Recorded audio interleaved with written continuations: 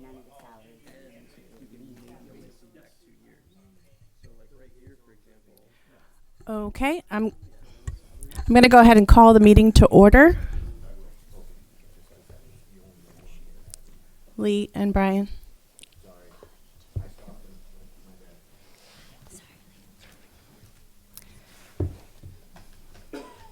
it's so empty over there.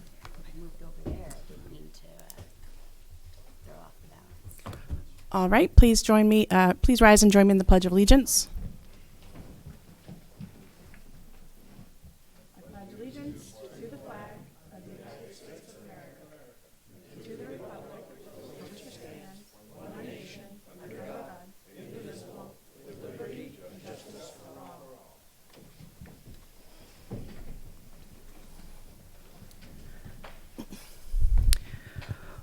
Okay, I'd like to see some public. I do see some public here tonight, which is exciting. I'd like to open the floor for public participation.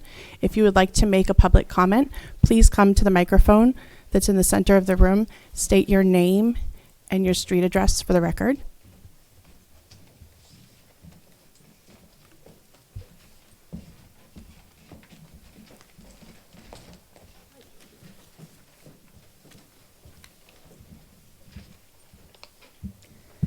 Hi, I'm Heather Callahan, 5 King Henry Court. I just think that it seems pretty obvious at this point that the taxpayers and voters in Merrimack have been against these big overblown school budgets, and they just keep going up and up. And I just wanted to know how you justify continuing to ask taxpayers for more money when we're not seeing better outcomes. The more money you throw at things, I don't see test scores going up. I don't see anything good coming out of it. So who is it helping, if not the children and not the taxpayers?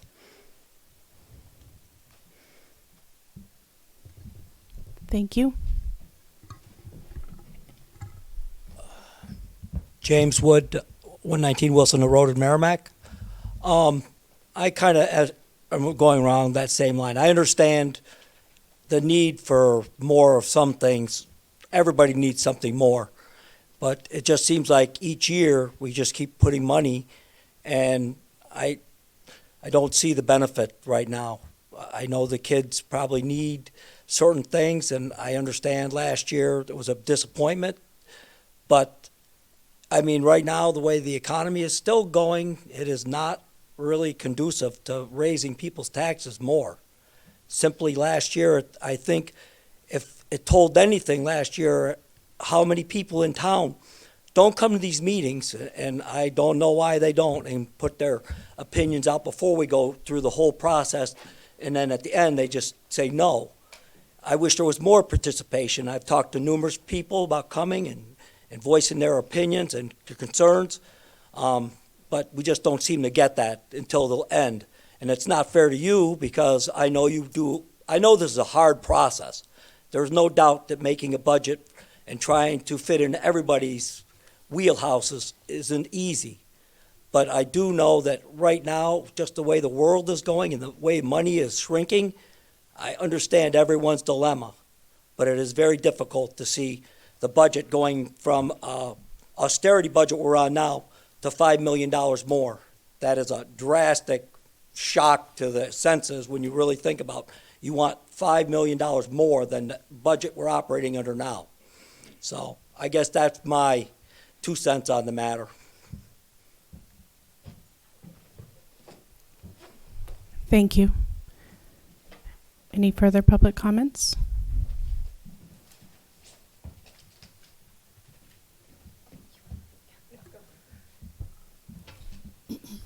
Good evening, Hollis McGuire, 67 Wilson Hill Road.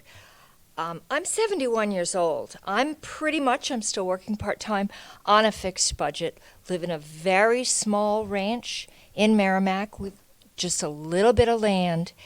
My property tax is my largest bill, and the elderly exemption makes no sense anymore. 2 things. Again, I support what the first 2 speakers said.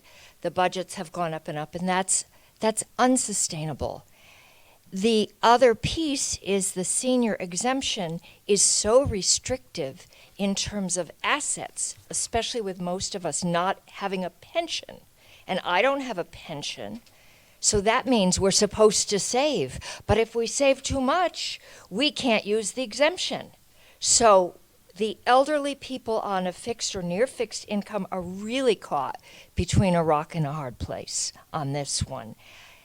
It's frustrating because I don't want to have to leave Merrimack because I can no longer pay the property tax bill. And if I, as a senior, am feeling this, and I've had good employment most of my life, then I can't imagine other seniors aren't feeling the same way.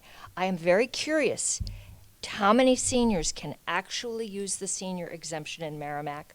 I would think it will be way down in the future years because there are no defined benefit pensions anymore for us, and our assets will be too high. Thanks. Thank you.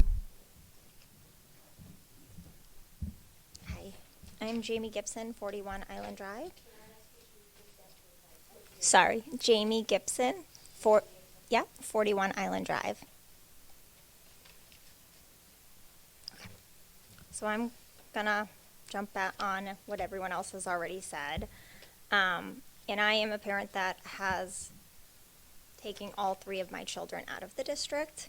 So I have different views, and I am really trying to, I'm having a hard time understanding the increase and the request of our district, knowing the difference of 2 districts now. My child got pulled out of school mid-year in 3rd grade. Her testing that she currently does the same exact testing at a completely different school were so low that they weren't even like on the chart anywhere for age. She was in every program that you guys keep saying, like reading programs and math programs, and she was just so below on everything. And within 2.5 months from switching schools, the same exact test that the school district offers, that they both are the same, she was at or above average in these departments. So I have a hard time understanding what is,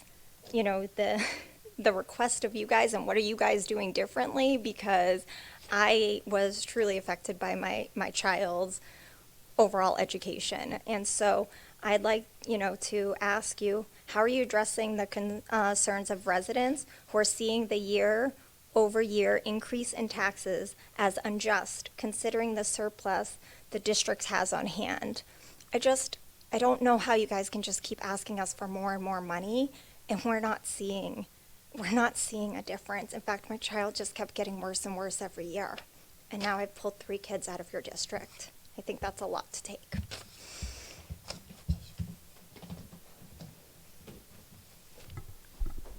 Thank you. Any other public comment? Good evening, everyone. Can you hear me okay? Yep, you need to state your name and address for the My record. name is Gloria Cole. I live at 21 Breck Drive in Merrimack. I've been a resident here for almost 12 years, and the astronomical increase in the property taxes in this town is unsustainable. And I want to make a comment to this woman.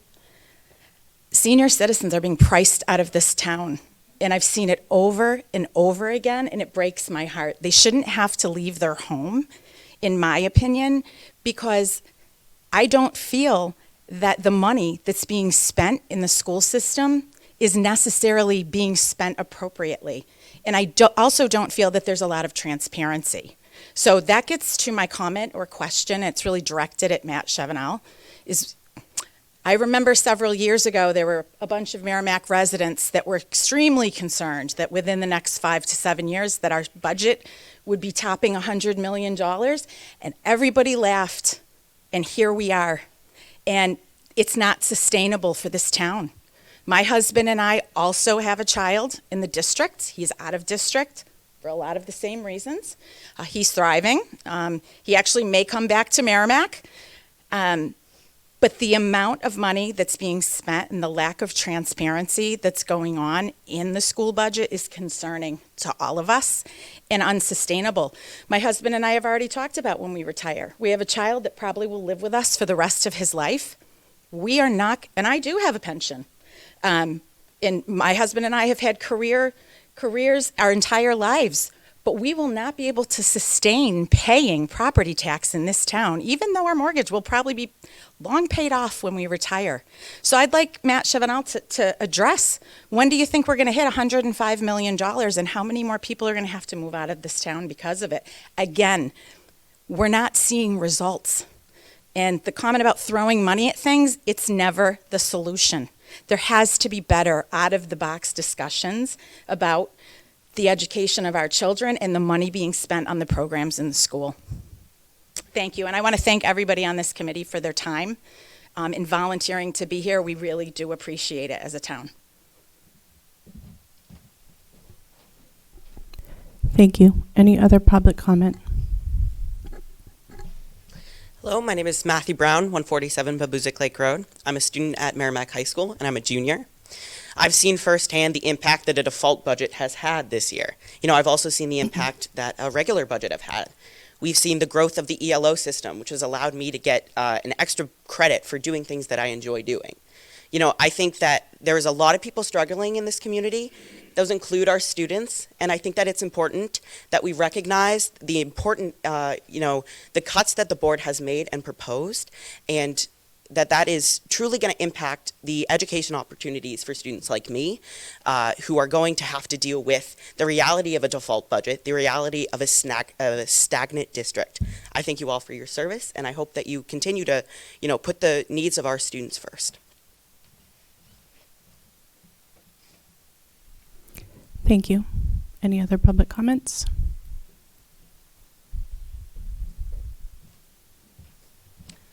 Tiffany Castellucci, 419 South Babuzik Lake Road.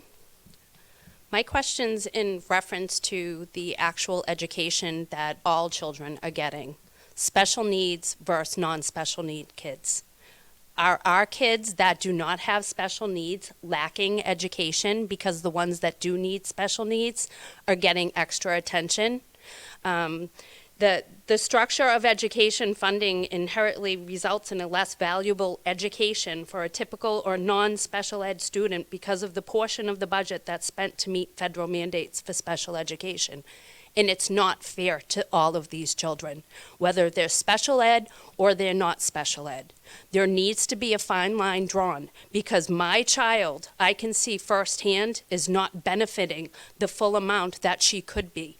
I pulled her out during COVID and we homeschooled her for 2 years and she thrived and her test scores were amazing. Now that we've put her back into this public district, she has done nothing but go down spiraling. Her test scores are not good.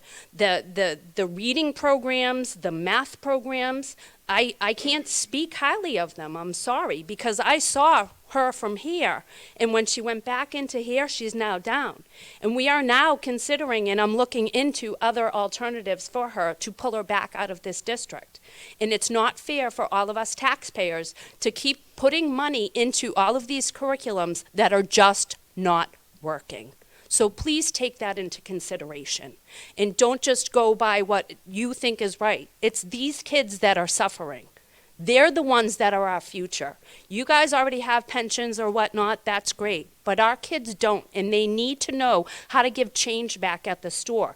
Perfect example, I was at the store last week. I gave this high school student money, and he couldn't even give me change for a $20 bill when the bill was $17.95. He had to do it on a calculator. That is sad. Not for the child, but for this district to not be able to teach them basic math. So please take this into consideration because it is hurting everybody in all different ways. Thank you. Thank you. Anyone else? Okay.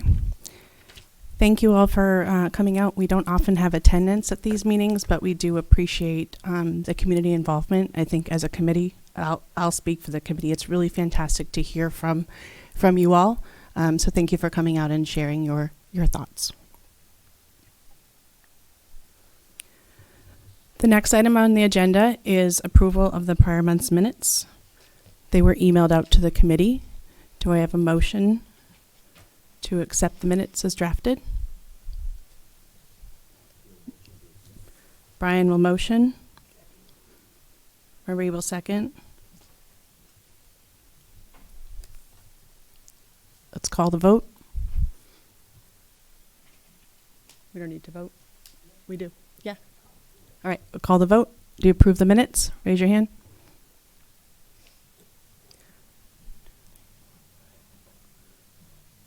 Seven. Yay.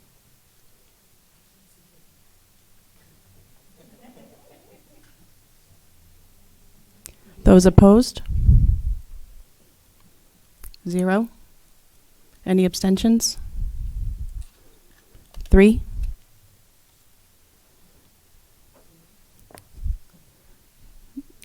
Dan, Lee, and Naomi.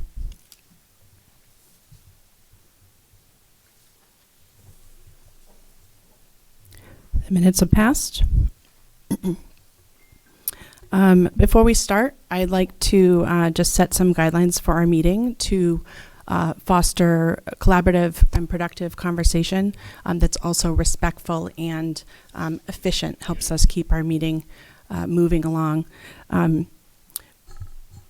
Committee members, I'd like everyone to follow some basic guidelines here. Number 1, treating one another with courtesy and respect. Limiting our individual comments to a minute or so and allow time for others to speak. Focus on your key points. Be succinct in your language. I would like to ensure that every member has an opportunity to voice their opinions. After the administration does their presentation, we will have a round robin conversation like we've had at other meetings. So I'd like everybody to have an opportunity to speak. I will be a timekeeper during this meeting to monitor and ensure that we are keeping the meeting running efficiently and on time. So be mindful of the time when you're speaking. Be prepared to summarize, and please be willing to have open dialogue with one another and hear differing viewpoints with respect and with collaboration. Thank you. All right, moving on to the next item on our agenda. The first business before the committee is to welcome District Administration, Bill Olson, Amy Doyle, and Matt Chavanel to the floor.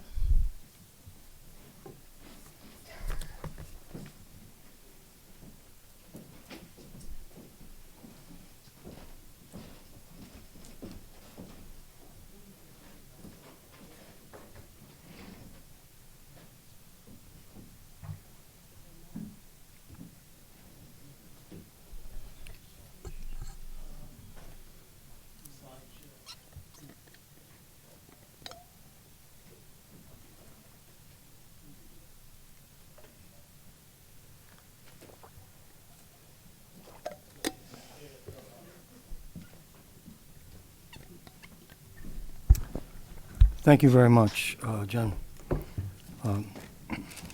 First of all, I do want to say to those people who have taken the time to come here tonight, I absolutely respect, we all do, those people who support our budget. We have absolute equal respect for those who do not, for various reasons. And I understand that. We're all taxpayers. We all know that it's difficult at all times, sometimes more difficult than others. But please know that our job is to be as transparent as possible. If you would like accurate information, we will always provide you with accurate information. At this time of year, I think what sometimes will do a great disservice to taxpayers and all residents is misinformation. And we're not in the business of providing misinformation. So if at any time anyone wants to sit down and talk with us in the office, on the phone, we'll be glad to provide as much information as possible. With that being said, several weeks ago, we presented a PowerPoint presentation to the school board for our fiscal 2026 budget. You have that and have had that in front of you. So my intent tonight is not to go over that. You've had it for enough time. In our liaison meeting with Jen, with Caitlin and Mackenzie, about a week and a half ago or so, maybe 2 weeks ago now, the comment was made, how about if we have some idea and acquire some idea of what types of improvements have been made to this school district in the last 3 to 4 years. I started employment here in 2021. Matt has been the historian here, has provided this district with excellent service for over 20 years. Amy has joined us for this, third year, Amy? Second year, third year? And we want to talk to you about what we've done to improve the district. Let's see, let me get my, oops, I'm pressing the wrong button here. Thank you, Amy. Just quickly, because I don't want to delay your meeting. I want to really tell you about the things we've done to improve this system. On your various wings, or I think maybe Jen might still have it, I've provided one folder for this side, one folder for that side, with some of the documents that I'll refer to in this. First of all, we updated existing policies and drafted and approved new policies. Some of our policies dated back to the 1970s and were run on the old mimeograph machine with the blue ink. They needed to be updated. We're still in the process of updating them to make sure that we have relevant policies pertaining to our operations, both academically and operationally. We did a major update to our student handbooks, that some of those handbooks were periodically updated. They have to be updated every single year for any statutory requirements. We initiated and maintained an annual goal-setting meeting with the school board. The goals are in one of these packets that you can take a look at. We spent a year drafting a 3-year strategic plan so we have some solid sense of direction where we're going in a number of operational and academic areas. Matt and Amy and I and Melissa Fazek, our HR person, met with the staff in every school prior to the development of the budget so that we can understand from their perspective, the people who are with the students every single day, what the strengths of the students are, what the needs of the students are, what we're doing to meet those needs, and what we're not doing to meet those needs that we need to improve upon.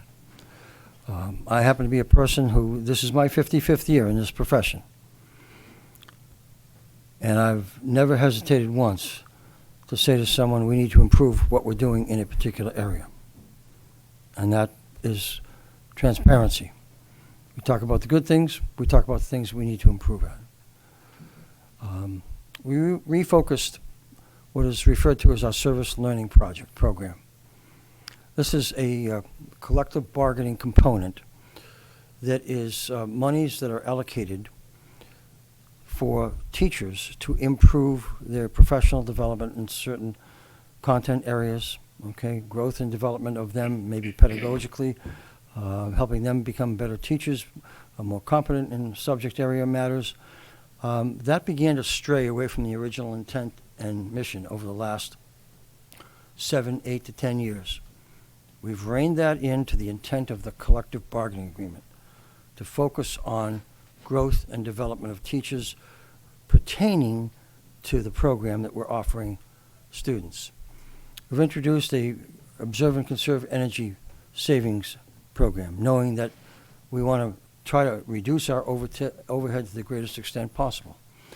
Observe and Conserve program is something I started in another district about 15 years ago. It was a result of meeting with an individual who worked for the United States Department of Energy, who had authored a document on what types of human behavioral changes could result in energy savings. Okay? The most important way to conserve energy is to observe what we're doing that might be a wasteful practice, and we have a whole list of those. Those are in the folder also. Something of lesser, perhaps, importance, particularly from an academic perspective, is we improved the design and readability of the annual school calendar. The annual school calendar years ago looked like nothing more than a kind of a crossword puzzle. And we've improved the look, the readability, the informational content of the calendar so people understand what is happening every month and every week of the school year. We're continually improving the culture of our school district. Everything good or not so good in any organization, private or public, begins with the culture that's created. In some school systems, the word no is too often used. I happen to be a yes person. I want people to initiate ideas, bring forth innovative ideas that will either help us save money or provide a better academic opportunity for students, first and foremost. We're utilizing, and let Matt talk to this, the ESSER funds, and using them to incorporate in the general fund for maintaining our technology infrastructure. Yeah, the ESSER funds first came about during the COVID era, and probably all told, it was more than likely $4 million from the federal government as given to us and managed by the state of New Hampshire for personal protective equipment, for technology, because we had to go to a one-to-one device kind of thing for remote learning. All of you kind of perhaps try and forget that period because it wasn't very pretty, but it was something we had to pivot to exceedingly quickly and exceedingly rapidly to try and get kids some sort of measure of continuity in their education. So we used around probably $4 million worth of ESSER funds and federal grants to get where we are today. And after you do that, there's a baseline that you have to maintain. Just because you bought one-to-one 2-3 years ago doesn't mean you're done into perpetuity. Those computers age. Technology ages rapidly. You can't keep the same computer for 15 years anymore. Merrimack used to do that. We can't do that now. No one can do that now. Corporate agencies can't do that now. Government agencies can't do that now. So incorporated in the budget, which is one of the things that kind of added to everything, with the advent of curriculum changes and expectations of the community, we've had to increase our technology infrastructure improvement in the operating budget by well over $1 million, where we'd only have a couple $100,000 in there in the past. That's one of the stressors put on this budget. If the community still wants to maintain one-to-one devices. If the community doesn't value that anymore, that can go back to where we were before. But then again, we wouldn't be meeting I'm looking at Amy, the curriculum standards as put forward in the state of New Hampshire.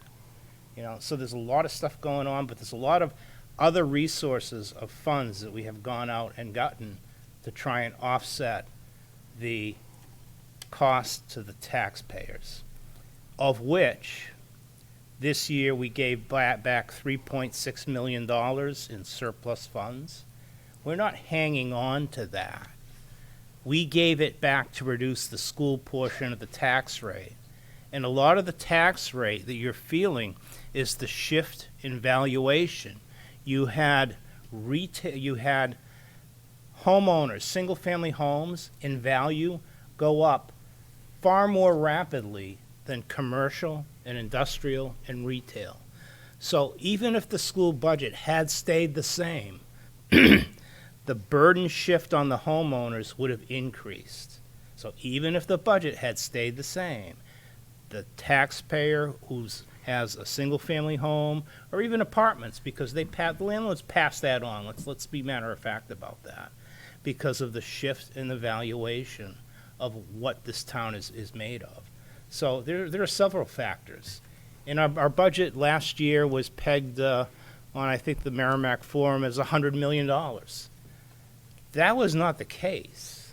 That $100 million got there because whoever was running that page, and I know who it is, but I'm not going to say that, added the $7 million central office to all the other appropriations and came up with $100 million. So now that's kind of like a buzzword out there. People think that's going to happen. Now they're looking for 105. We're not at 105, and we were never at 100 million last year. So we're just trying to get information out It's correct information. We stand by it. And as far as the default budget goes, I've given all of that information to the chairman of your budget committee. The budget committee has no purview over the default budget, but we're laying that out there and putting it out there for your inspection. You have all the detail, you have all the spreadsheets, you have everything. Take a look at it. If you don't like it, let me know, and we can modify. It's up to the board. So this is one of the things where a combination of funds from outside sources and then general funds and trying to manage the information flow of what's real and what is not really real, it's kind of a difficult process to go through. And that's why Bill is kind of going through, and it was requested that we do of what have we accomplished. So you can see why we got where we got. Let's move on Yeah. to curriculum, because that's the core of what we do. When I first started here, I asked the high school administration, what do we do for those students for whom 5.5 to 6 hours of seat time is just not in their wheelhouse? We did nothing. We had nothing. And working with Matt, working with Amy, working with the high school administration, we said, we're going to have something, and we're going to have a quality program. And I'm proud to say we have a Pathways to Graduation program now for those students who would otherwise have dropped out of high school. In 2023-24, we had 11 students who graduated, who received a diploma, who otherwise perhaps would have dropped out of high school. In this current year, we have 12 students who should be receiving a diploma at the end of the school year, with 6 more who will be continuing on next year. They're currently juniors. Matthew mentioned the Extended Learning Opportunities Program, ELO. Real-life experiences for students, oftentimes similar to internships. In the 23-24 school year, we had 23 students. We have expanded that now to 72 students who are in extended learning programs. About half of these students are doing programs and work in institutions, corporations, etc., entities outside of our school district with real-life experiences. We introduced summer band camp that had not been run for about 20 years. It is extraordinarily important for keeping our music students engaged and the proficiency level of them. We've improved the theater arts program at Merrimack High School, which is an integral and very important part of a high school education. We've been working with the New Hampshire Learning Institute on course competencies, which are extraordinarily important. We are planning to centralize the preschool program, to centralize our resources, to make a more consistent program for our preschoolers, to maintain more focus and efficiency at that particular level. Okay? We're implementing new progress monitoring. I'm going to let Amy address these next few topics. I do want to make one comment to you. Something that I saw today on social media by an individual in the state who was warning essentially the parents and community members in Merrimack that we were trying to introduce critical race theory through the adoption of a science curriculum. That is absolutely, unequivocally not true. We base our decisions on curriculum programs on the rigor, in other words, do they provide the depth that we feel our students need? Do they challenge students? Do they challenge their thinking so that we're not just regurgitating facts, that they're working with their colleagues, with their students, engage in higher order thinking? Are they sufficiently engaged? Does it provide opportunities for action learning, doing something, okay, to learn scientific principles? Is it relevant also? Is the curriculum relevant? Does it present materials that are research-based, that represent the latest concepts and principles of science? That's important. We do not consider any political, ideological issues associated with a curriculum. That is not what we do. The adoption of any curriculum in this school district, and I want to say this to you, to the mums and dads, and to the taxpayers, all taxpayers in this community, we do not teach critical race theory. It has nothing to do with the selection of a curriculum that we select in this school district. Okay? We take no ideological stand on anything like that. So It if I is could what is say in the best interest of students. one thing, Bill. So I'm not on social media. I didn't see whatever that post was, but I have heard some buzz. I think that was the Open Syed curriculum That's that correct, you're Anthony. addressing. That's correct. And I will say, so, you know, on the webpage for that curriculum, Yep. they talking about them. They talk about how, you know, science is a tool for white supremacists to subjugate, you know, people of color. Now, respectfully, all I'm trying to say is that language is not worldview neutral. So while you might be of the personal opinion that curriculum producers who think that, you know, only white people excel in science, not Asians, and that it's appropriate to use language like that on their website, like there's a good chance that they don't really fit the bill of what most people would consider healthy, worldview neutral, education-centered education for Merrimack. I'm not trying to tell you you're wrong, but I'm trying to tell you it's not fair to state unilaterally that that is a worldview neutral and wonderful curriculum. That's not a fair assessment taking into consideration the views, the valid, different perspective of the community. You know, I understand what you're saying, Anthony, and I agree that there is some verbiage on that website. Those of you who recall a couple of years ago, we had a company that was hired to do a strategic plan process called Two Revolutions. And their website contained that type of language, okay? The systemic racism that exists in America, in the legal system, the criminal justice system, in education, in housing, in employment and whatnot. Well, I'm not into those ideological views when it comes to selecting curriculum for our students, particularly in Merrimack. Does that verbiage exist on different companies' websites? Yes, it does. The My company you interest- selected for our students, those are the views that those people embrace. Well, and I think that is a But we look at valid the critique. content, Anthony, and does that content represent scientific research, scientific principles, without the editorialization? It's open source, okay? And we feel very comfortable because I'm not going to bring to you anything in this district that teaches or hints at teaching critical race theory. That is an ideological view of some, not everyone in this society. I don't want to get into it because, you know, you anger everybody at some point in time when we talk about these issues. But our job is to make sure that we provide a curriculum that has that rigor, as I said, engaging students in deep thought, higher level thinking, not just regurgitating facts, that's relevant, that is up to date, that provides students with an understanding of the purpose of the curriculum. You know, every one of us, when we were in school, at some point in time said, what do we have to learn this for? We want to make sure that students understand what importance learning scientific principles and concepts are, in this particular situation, to their life. Okay? If I had my way, every student would be taking physics, because there's nothing that we do in life that doesn't involve some principle of physics, whether it's trying to move something and the understanding of force vectors. I don't want to get off on a tangent.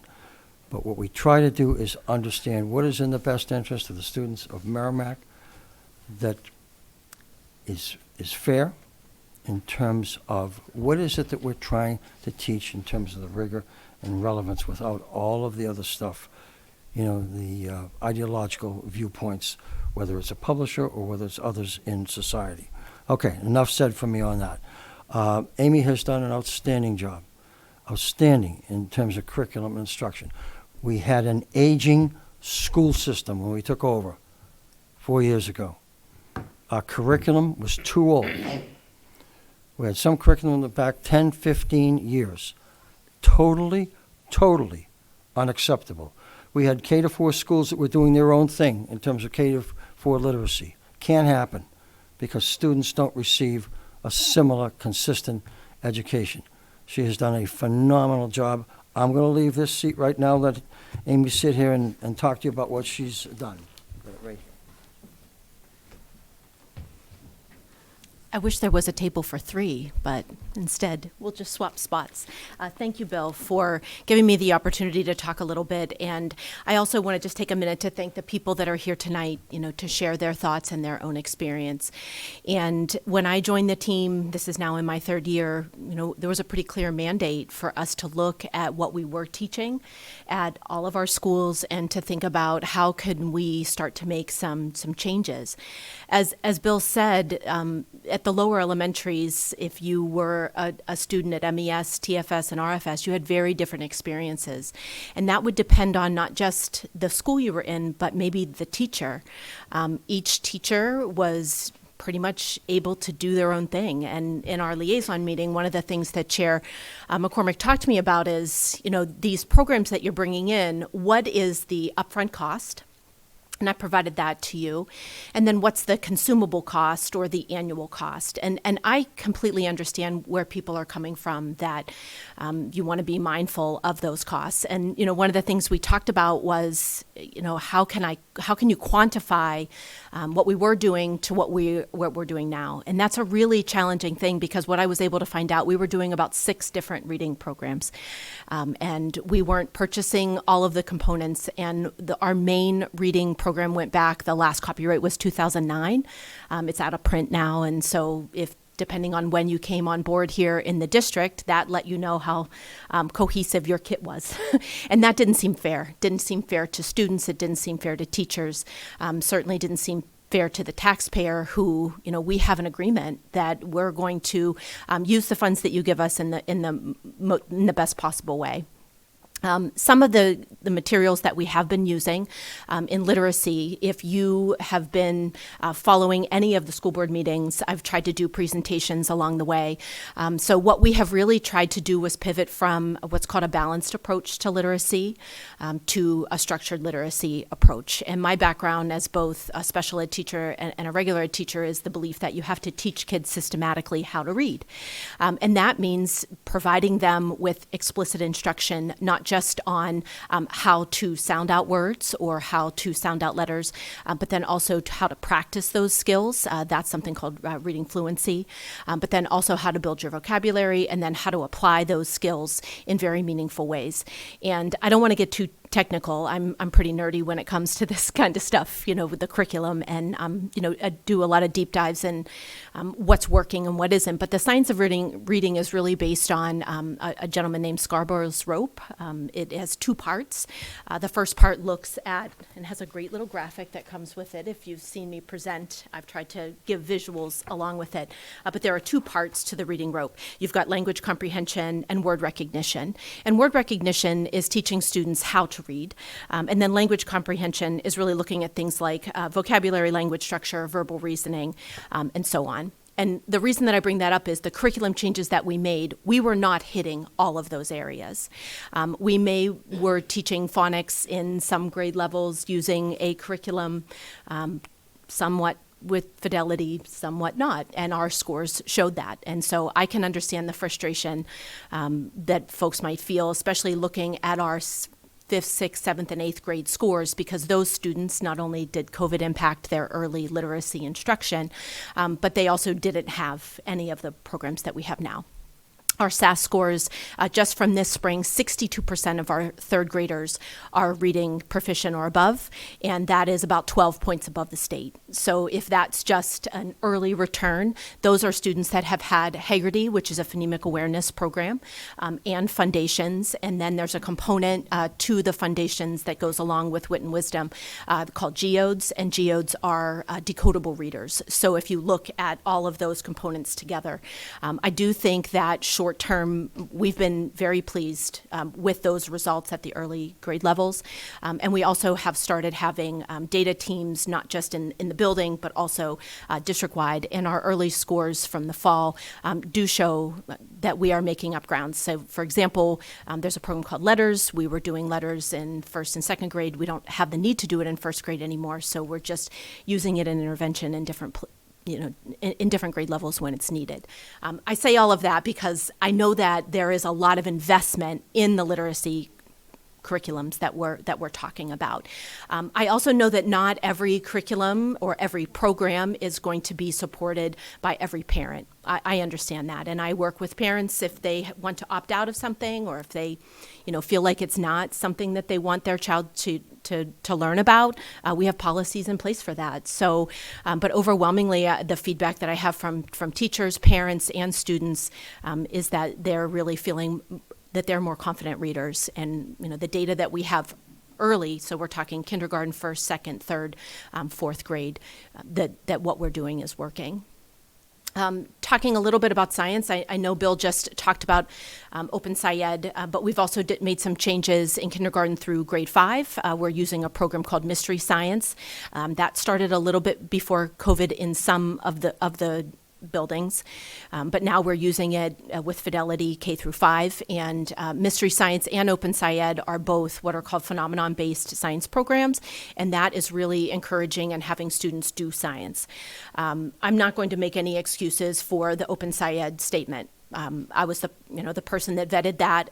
I never saw it before it was brought to our attention. I do feel like it's a new addition to their website. I've reached out to the CEO of the company. He hasn't responded to me. I can't imagine he will. But if, as Bill said, we chose that program for a couple of reasons. It is aligned with the other phenomenon-based programs. It's also an open source. And the partner that we use is a partner called Activate Learning.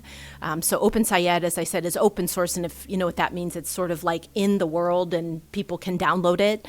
And then Activate Learning helps us to provide the professional development and then the consumables that go along with a science-based program. So if you think about, every year that you're doing a physical science unit, you have to, buy the things so that kids can experience physical science. It's not enough to have a textbook and write definitions and do vocabulary word searches. I mean, science is just much, much more than that.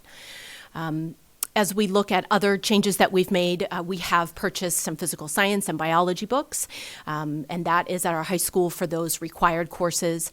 And then finally, we have purchased some curriculum and some programming for our multilingual learners, our ELL students, and that the number of those students in our district has just really continued to increase over the last couple of years, so that was needed. I'll jump back to talk about the bullet before about progress monitoring. It is a requirement in the state that you have a screener and that you progress monitor students in kindergarten through grade 5, and then to identify students that may display dyslexic characteristics. And our screener that we use is iReady. It's also our progress monitoring tool, so we give it 3 times a year. If there are students that receive intervention, this is a new addition this year that we've started to use Ames Web Plus. That's also a requirement for both Title I and special ed that you have evidence that students are making progress. So those are the tools that we're using to do that. And then last is the addition of PSATs in grades 9 and 10. Prior to last school year, we weren't doing anything in 9th and 10th grade. And the PSATs have changed a bit since I think maybe some people have taken it. It's not just sort of like an SAT practice. A lot of students do it for that. But they've really expanded the platform now to be more of a progress monitoring tool. So you give it to a freshman and it really delineates, where they are with their vocabulary, conventions, editing. It's a very powerful tool that our teachers are using to help target their instruction in more efficient ways. And it's not just for students that are, maybe looking to go to a 4-year school. Once you have a College Board account, if you have, any children that are in high school, that there's a wealth of information there about scholarships, but also about career tech centers or career inventories, and it just allows students to have access to other materials that might help them decide what they will do after high school. Can I talk about the other things? So grant funding. Across the state, our grant funding for public schools just continues to go down, and Merrimack is no different. Prior to me coming here, we had stopped accepting Title III funds, which are for your ESOL learners, because there's a lot of work that goes in to that. You have to have an updated, it's a comprehensive local plan for English language learners. It's called a LAU plan. It's based on a court case from 70s, I think.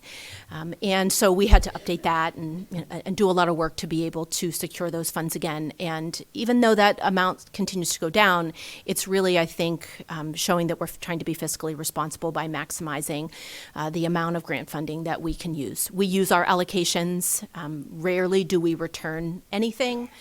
We do have money that rolls over year to year in our Title I, so if you're looking at any of that public reporting, it's common for things to roll over from one year to the next if you don't use it, and that's usually our homeless set-aside amount. We're required each year to put between $3,000 and $5,000 in a set-aside, and then if you don't use it, it just rolls over into your allocation, but you're required to keep it there.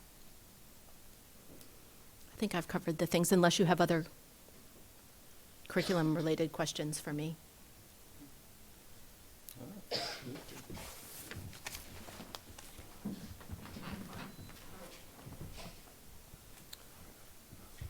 Just quickly, improvements related to school safety. You know, we can have the greatest school system in the country, but if we don't know what we're doing in the event of a school emergency, that's the one thing we'll be remembered for. We've updated the crisis plans. Matt has been instrumental over many years in writing crisis management plans. We've updated those. We provided specific and quite intense training last summer on evacuation and reunification, what happens if we have an emergency. We've updated our district-wide security surveillance hardware and software. Matt has done an outstanding job in maintaining the roof replacement, because that's a health and safety issue for our schools. We've established a very strong collaboration with our police department in terms of school safety. We have had an excellent working relationship. I don't think that existed 4 or 5 years ago. It certainly does now. It began, Matt has had a great working relationship, and we've enhanced that over the last several years. If I could just say one thing about the security, because that's really on everybody's mind nowadays. At least it's always been on mine. When I first showed up years ago, there wasn't one secure entrance in this entire school district. You could walk right into any school building, sight unseen, and once you were in the building, you were in the building. Now, every single school has a vestibule with an airlock entrance and somebody there to greet you and ask what your business is and stop you right there. And if they look as if they're not there for legitimate purposes, there's a means and a mechanism to alert police right away. And eventually we're working on a system where we can lock down the entire school with one button, or I can do it from my phone. That's new technologies that we've been bringing in. So we've been spending some money, but we've been spending it for all the right reasons. And a lot of times it's because we were a little bit behind the curve, quite frankly. And in order to get up where we should, in the year 2002, 2003, this is well after Columbine, to not have every building have a secure entrance. I was looking at that in shock, to be quite honest with you. And that was something we had to jump on, and jump on quick. And we have done a lot more. We had a petition warrant article years ago for district-wide security surveillance systems. It started us off for a sum of $200,000.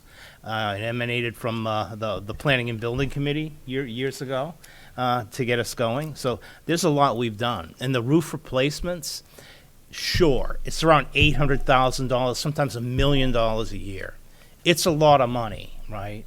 But the thing is, we're getting roofs that, for my purposes, are going to be a lifetime warranty, because their warranty is going to expire in 2062. Get like a 45-year warranty. So I will never be sitting before any committee or anything like that asking for roof replacements of those sections that we've done. And we're going to propose another one for this coming year.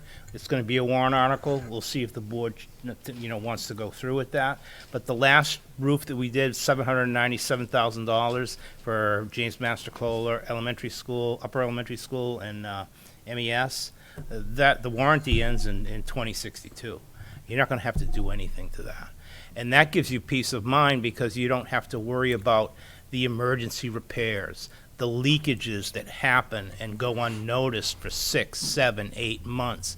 And before you know it, you have a big mold issue in your building because you've got the silent water coming in. You don't know really where it's puddling from. A roof leak is very hard to diagnose. You could have a roof leak right there. It could emanate from, like, you know, our roofs are all flat and the buildings are huge. We have 11 acres of roofs. It could be emanating from like 100 yards down the other side, and you don't know where it is. So that's something we have to be really vigilant about. Okay, sorry, Bill. No, that's all right. Just last, I'm going to go through this quickly, so I don't belabor the point here, and you have time for questions. We have updated job descriptions. We're still doing that. Make sure they're tight. Make sure they're consistent. Make sure people completely understand what they're supposed to be doing, when, and how. We've developed an administrative evaluation process and instrument under 5 domains that we evaluate our administrators. We've proposed and implemented K-4 reading interventions. Once again, the importance and the return on investment of these staff are that not every student needs to go from a regular education placement to a special education placement. There are some students that just need some additional work and practice. The significance of this is that it helps students, first and foremost, in terms of their skill development, but it also helps financially, because when a student goes from a regular education setting to a special education setting, the cost per pupil essentially doubles. Okay? We have improved the human resources processing and digitized employee files. We provided, through Amy and the Professional Development Committee, high-quality professional development to all staff. I'll go down to the bottom bullet there. We've incorporated 5 early release days into the annual school calendar. When I first started here, we had no early release days. Every organization, private or public, has a responsibility to provide their staff with training. You don't just put a curriculum program in front of a staff member and say, here it is, good luck. You have to teach the concepts of that program, the pedagogical process involved. They need to have a chance to collaborate and understand what it is that they're teaching and how they're teaching it. And we have excellent staff in our school district. We have an expanded mentoring program, which is essential in this profession and required by the Department of Education. Amy spent a considerable amount of work with our staff and the union in revising the teacher evaluation model, including walkthroughs and formal and informal observations. So we've gone through 4 or 5 slides here with you because I wanted to let you know what we have done in a relatively short period of time. And yes, it has cost some money. I wouldn't say an extraordinary amount, but you know that our budget is primarily driven by salaries, by contracts, by utility costs, sometimes inflation, by insurances. There was a large percentage of our budget that we have no control over, essentially. But I wanted to let you know what students have received in the last 4 years for improvements, what our staff has received in terms of our commitment to helping them in terms of the art of teaching, and it is an art, and very importantly, our objective has been to improve the return on investment. Jen, you used this term last year and I think 2 years ago, to improve the return on investment to the taxpayers.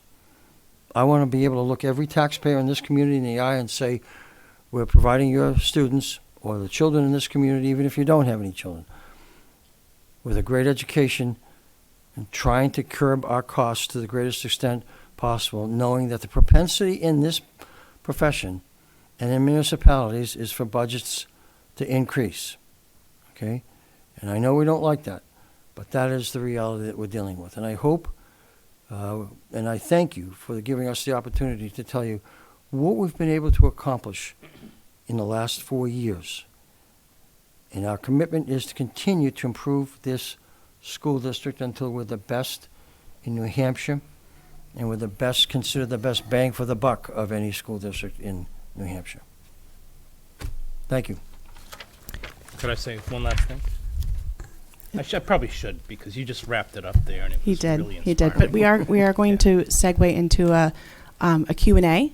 The committee, I'm sure, has prepared some questions and may also have some more questions as a result of this presentation. So we'll do sort of, like I said, a round robin style.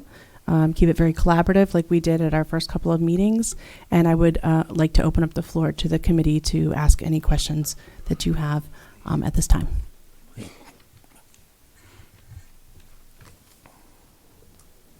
Brian? Mine's for Matt. Do you know what the warrant articles that were going to be put forth this year? What the costs would be on those warrant articles? So I know we're looking at 96 for the requested budget, plus the warrant articles may not be a stretch to get near that $100 million mark. So, But we have at least one roof article, which will be. I think it's 883,000. Okay. You don't have a labor contract at all?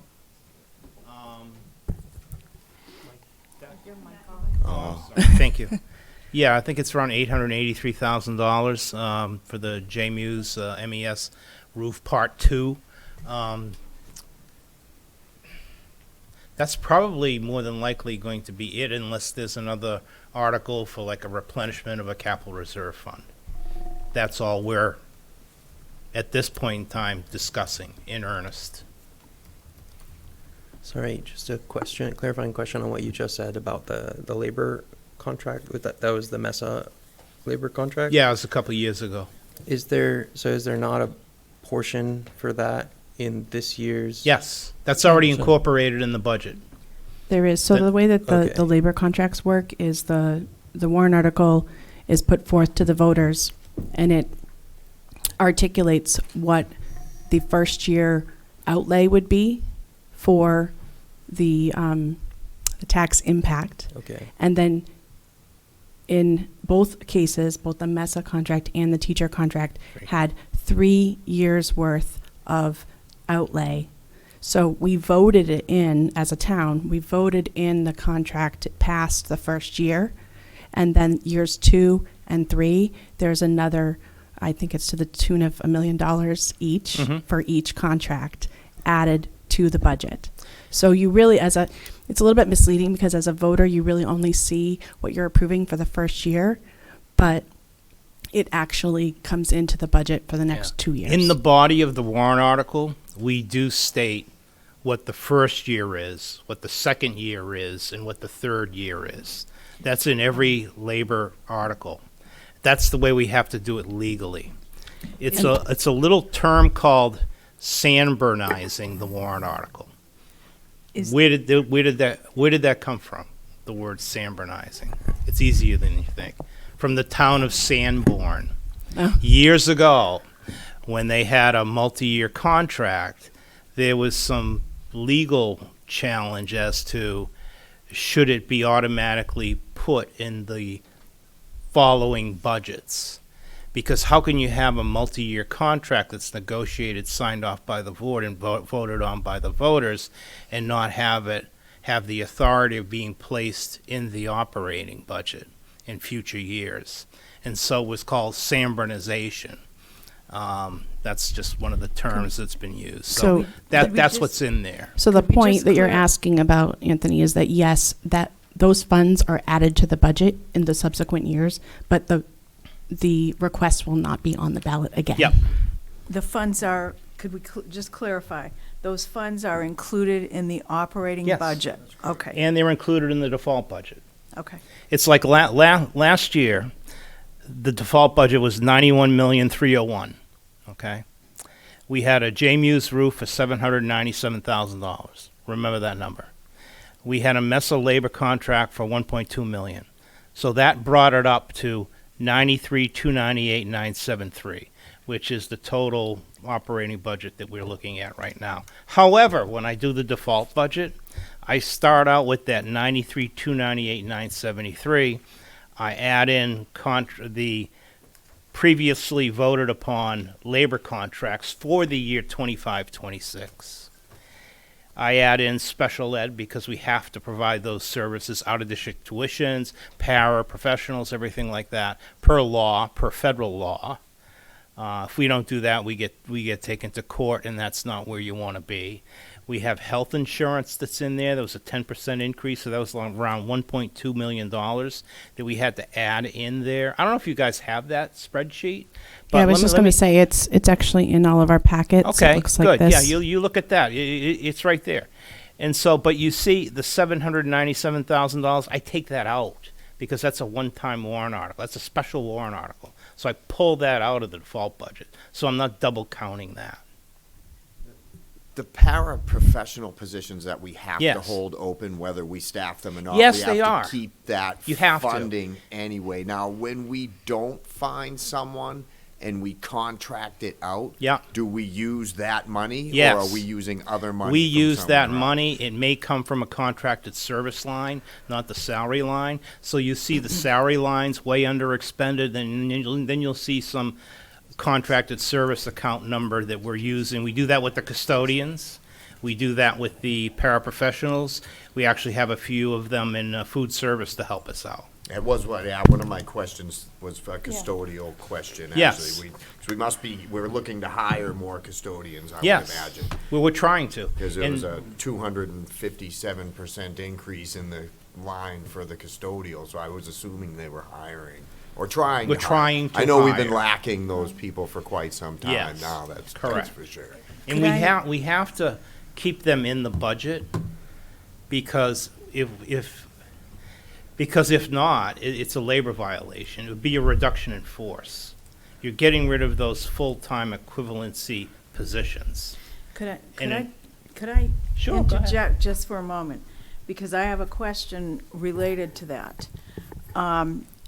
I remember you having said that at Yeah. a previous meeting. My question is that if we have an unfilled position that we're filling with a contracted service, we're accounting for those needs twice in the budget, aren't we? No. We're including, No. aren't we accounting for it? I'm not budgeting for the custodians, for Citywide.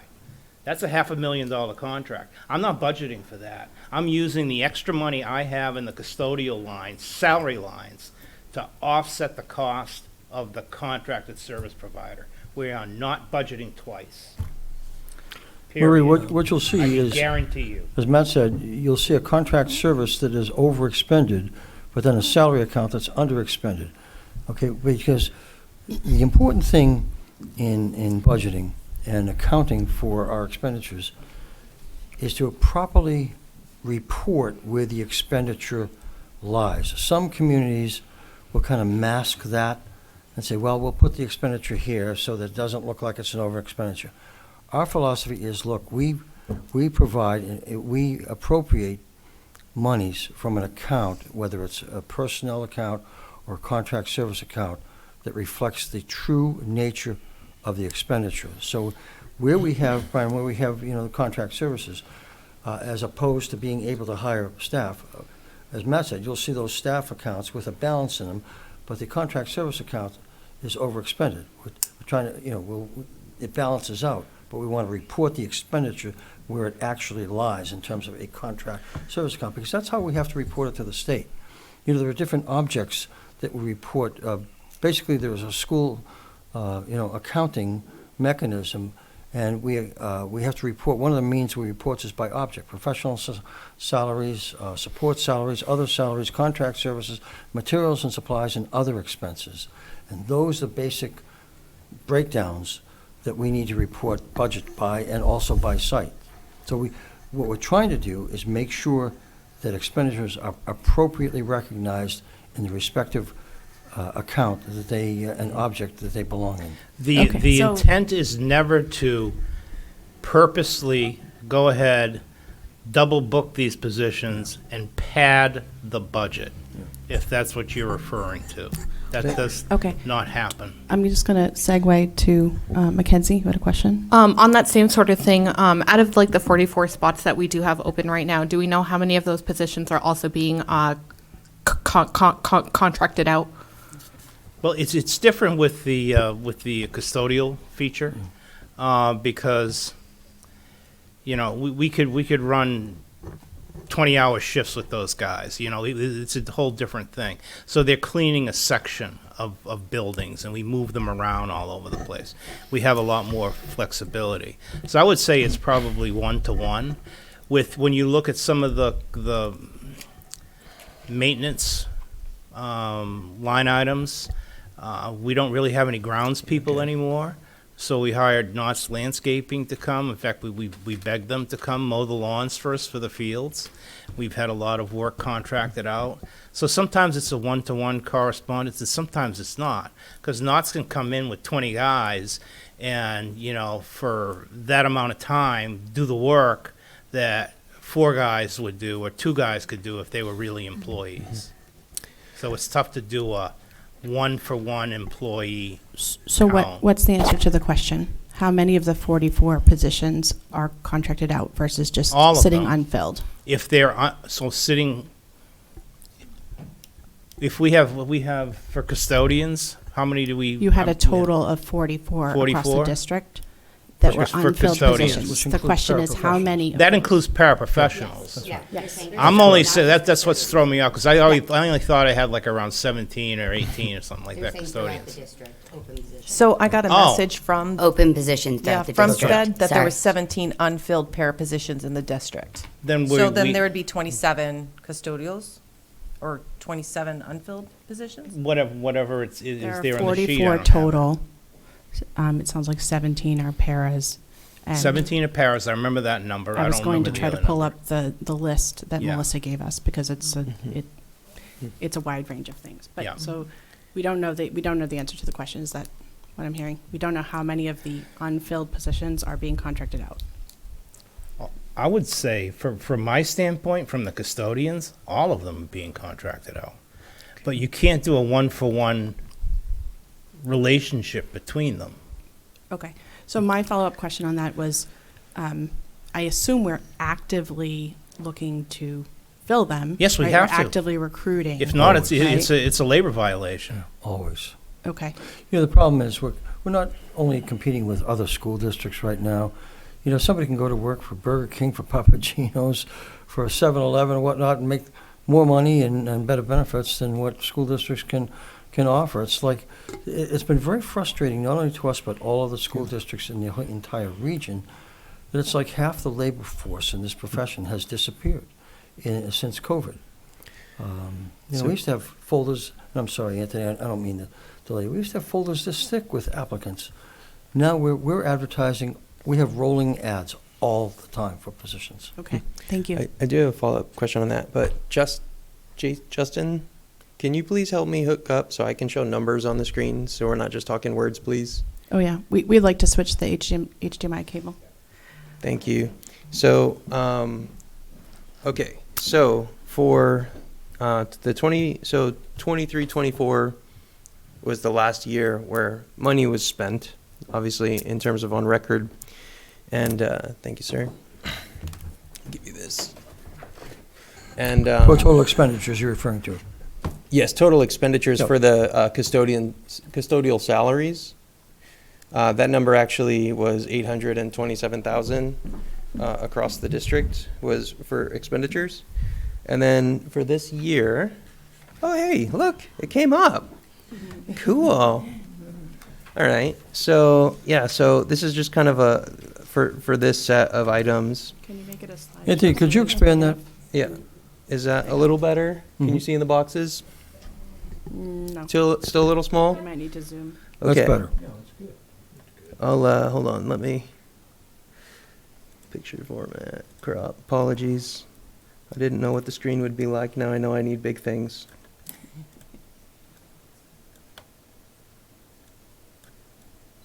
There we go. Cut my words off, but big numbers. All right. So kind of a history for these line items, custodial salaries. So this is money spent. Talking about budgets is like a little squishy because it might be over budgeted, it might be under budgeted. What's Yeah. the spending? And so we can see that in 23-24, which is the last fiscal year, there's $827,000 spent on custodial salaries. The request for this year is up over 200% of that. The request is 1.79 million. Can you help us understand why the in excess of doubling of the request for custodial salaries from one year to the next? Well, the 23-24 expended, and I don't have 24-25 expended because I haven't finished the year, and I know I'm still short. But then you have a 24-25 budgeted, and then you have a 25-26 request. Yep. And so The request is more than double what we paid last year. if I'm looking at the Trying to understand that. 827,000, I know I'm spending 500 grand on contracted services, so that brings it up to 1.3 million.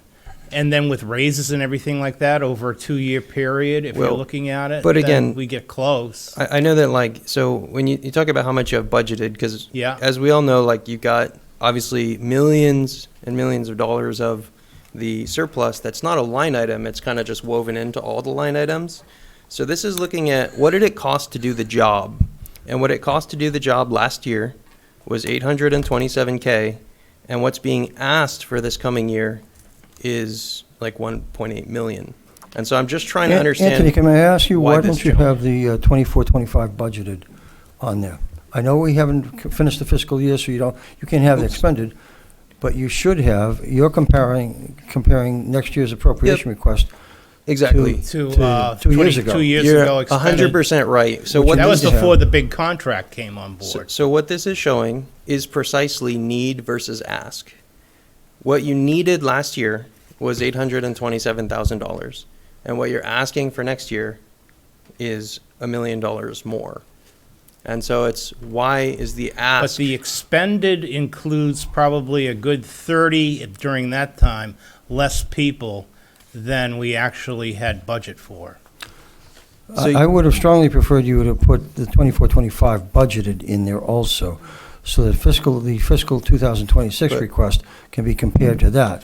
Obviously, we don't have the But expended again, totals at this no. point You're in time. talking about comparing imaginary numbers.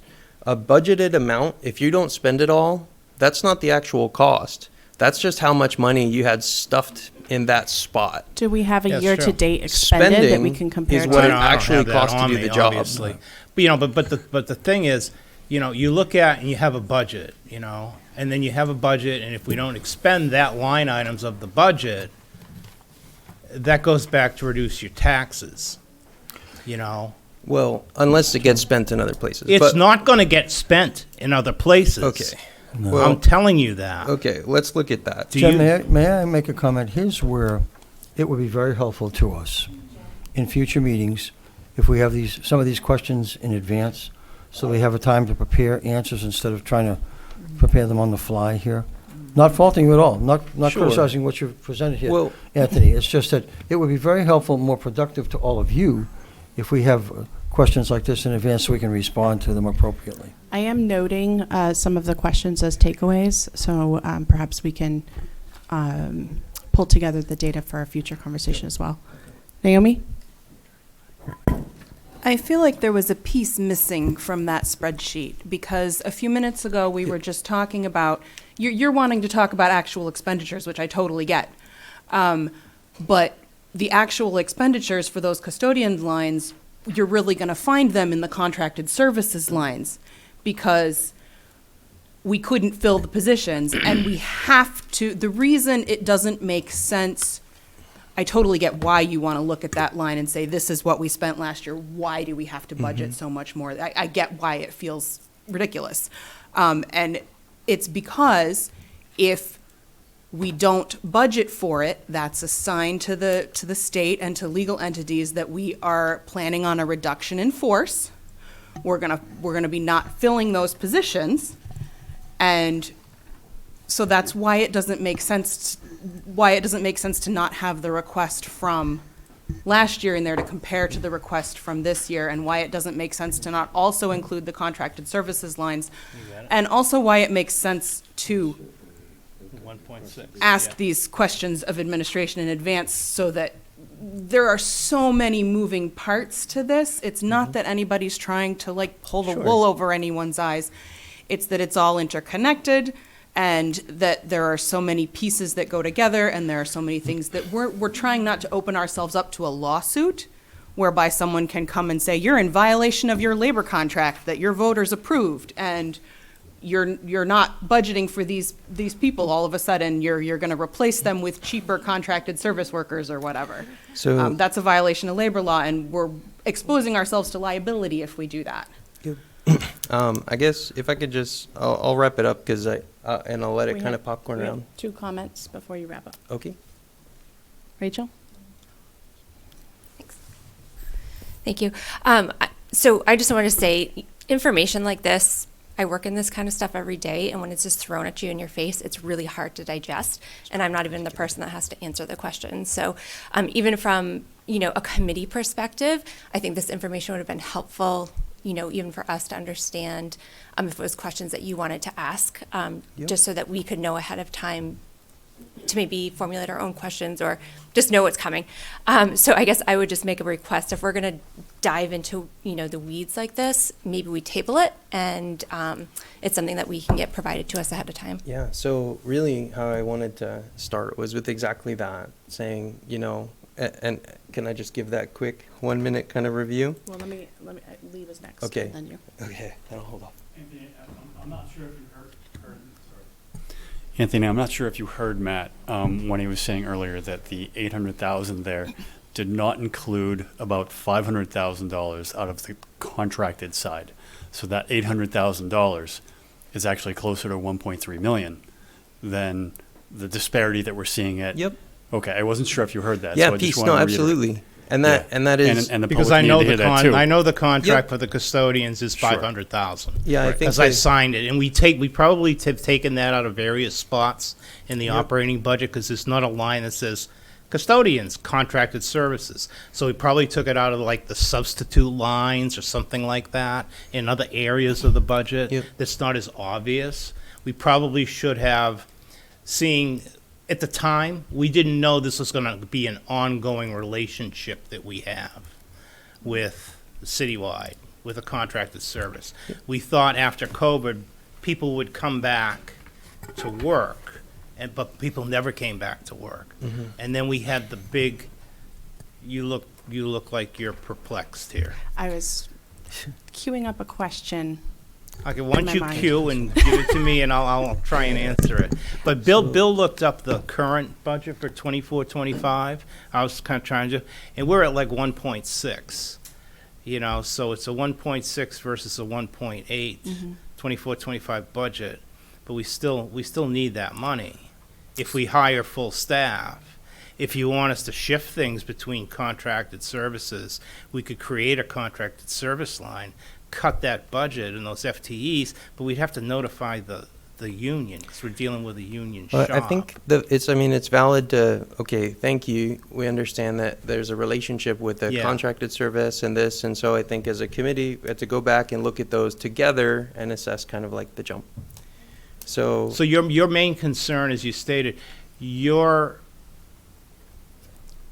this- under the impression that because we have surplus funds in this area, we are going to take them and spend them in other areas. I just observed that on these lines right here, the request was up, 200% over what it cost to do it last year. And Yeah. I just asked the question, can you help me understand it? And you gave Okay. me some information, I'm gonna go look at it. So I'm good there. But I did, so obviously, and I do want to review all of this with the committee. I'm sure everybody has done analysis. I've reviewed every line of the budget. It's in this spreadsheet, line by line. There's a lot of things in here that I want to get into, and I know it's a lot of numbers and stuff, but I actually hope that this can be helpful for us to have conversations against specific line items, and not just talk in words. Well, I won't get into it because I know we'll get sidetracked on whatever. Well, you can go But, into the health insurance. Sure. When you don't have all the employees, you but- don't pay all the benefits. Peace. Let's have that. Let's You have know, that conversation. yeah. But just in a minute, I want to, to Rachel's point, not like be in the middle of everything and nobody has any idea what's going on. So on the whole, and I heard it some this morning, and I kind of kind of modified and made this slide a little bit listening to people this morning. It's true, like, you know, the proposed budget of 96.8 million with a default budget of 95.8 million doesn't offer a lot of choice. And Bill, I'm not trying to take a shot, I'm being honest. You'd said, you know, you have equal respect right at the beginning, equal respect for people who support the budget and those who do not. And I understand that sentiment, and I believe that you feel it honestly. But when this is the choice given, it sort of doesn't give that space for people who disagree with the budget to articulate their desire to get off the ramp. So I think we have to have two numbers that voters can choose from that present a meaningful difference. So if really the default budget is going to be that much this year, I do think that we have to propose a budget that is significantly less than that, so that if people do want to say, hey, I love that you're trying to do good things, but it's too much all at the same time, they need to be able to say that with their vote. See, I thought you were getting into an area when you're saying, you know, a bigger choice. I thought you were going to say increase the operating budget to give them a bigger choice between that and the default, and I know that's not what you're talking No, about. that's going to put you closer to that $100 million. I know, I was number. almost going there, and I was like, no, he's not talking about that. So in terms of just looking at actual spending, because again, actual spending is real. You know, budgets, they always have extra, and they need to, not arguing. I would give you, what do you call the overage again? I just blanked on that word. Surplus. I would give you 20 million in surplus if it wasn't going to get spent. Well, But that's what we do. We but- get a budget, and then we try and do our best to come in under. But And let's look at what historically, for happened. 20 years, we've been giving back 3.6 to 4 million during the COVID years, where we had no So, one working here. We were giving back respectfully, I am $8 trying million. to speak. Oh, I I'm did sorry. not interrupt him this much. I'm sorry. Actually, I have a question on that, but finish your thought. Okay. I'm sorry. So looking at actual spending, and it was really interesting. I learned this. Oh, my mouse is over there. Hello. I learned this morning that a couple of our administrators started here as new information for me. Just looking at actual spending, the actual spending to support the school district over the last handful of years, you know, 72 million was spent in this year, 72 up. During COVID, it went down a little bit. Oh, yeah. It kind of surged in 21, 22 a bit, and I mean, there was a down here, so that kind of looks kind of normal-ish. Like, I'm not shocked by that, but this has been really interesting. Since this bump in 21, 22 in actual spending, then it was another 5.5 million into 22, 23, and then another 5 million in spending. And this year, we don't know what's going to happen, but it could be another 5 million in spending. And then the request is 96. And so just the trajectory here is what I think we're hearing about. It's this, you know, plus $5 million per year. And it's not about surplus. It's about the spending of year over year increases. So I'm going to bottom line this. I have a giant, you know, spreadsheet, but I'm not the most important person. I'm one of many people. I calculated that, honestly, about 85.9 million would be a healthy amount of money that, you know, was like not that long ago. That's all it took. And I think that we should really look at trying to trend toward a number like that, or, you know, 85 to 91. And of course, we're going to need to look through the line items and figure out what makes sense. And yes, I have, you know, I'd like to actually though look at numbers, not just talk about slides with words and stuff, but like look at the spend trends, talk about what's actually changing in these line items, and come up with what we believe are the targets that we should be aiming for. And I'm going to stop because I know I've had a lot of space. Okay. May I- So I'm sorry. I was just going to say, our budget committee typically has a work session in week 5 of this process, which is the first week of February. I propose that we don't wait that long to get into the weeds, because then we're here for 5 hours and we, you know, haven't made much of a dent. I was hoping we would get to some of it tonight, but it's already 8:30. So I think I will table the portion of our agenda that is to kind of, for the committee to sort of discuss Point of the order. district-wide. Excuse me? Only the committee can vote to table. Oh, Not the perhaps I chairman. used the wrong language. How about defer from the agenda? How's that? Is that better? Well, what I'd really like is some equal time, because that's what you suggested we would respect when you made your opening remarks. I did. Give me And- one and I- moment to and I finish. don't think- And then I'll call I on you. don't think, Chuck? I don't Give me a think- moment to finish, and then I will call on you. I beg Okay? your pardon. I beg your pardon. I I am mean, still speaking, No, and you've excuse me. interrupted. I have a point to make here. I called for a point of order. I would like the respect of you listening to my full point of order. I don't want to be put off. I don't think anybody else would. I know Anthony wouldn't like to be put off. And yet he has monopolized most of this meeting, which is a committee meeting. I Why will are call we on you all in one here? moment. Let me finish my thought, and then I will call on you for your point of order, okay? So what I was saying is, we generally do this kind of deep dive at the end of the process. I would like to do a little bit of that each week to kind of get a sense of what are the numbers as we go through each of the departments. We did not have a chance, or we probably will not have a chance to do that tonight. So we do have an opportunity for Anthony to share some of his data with the committee and discuss it at our next meeting. That's all I wanted to say. Chuck, would you like to make a point?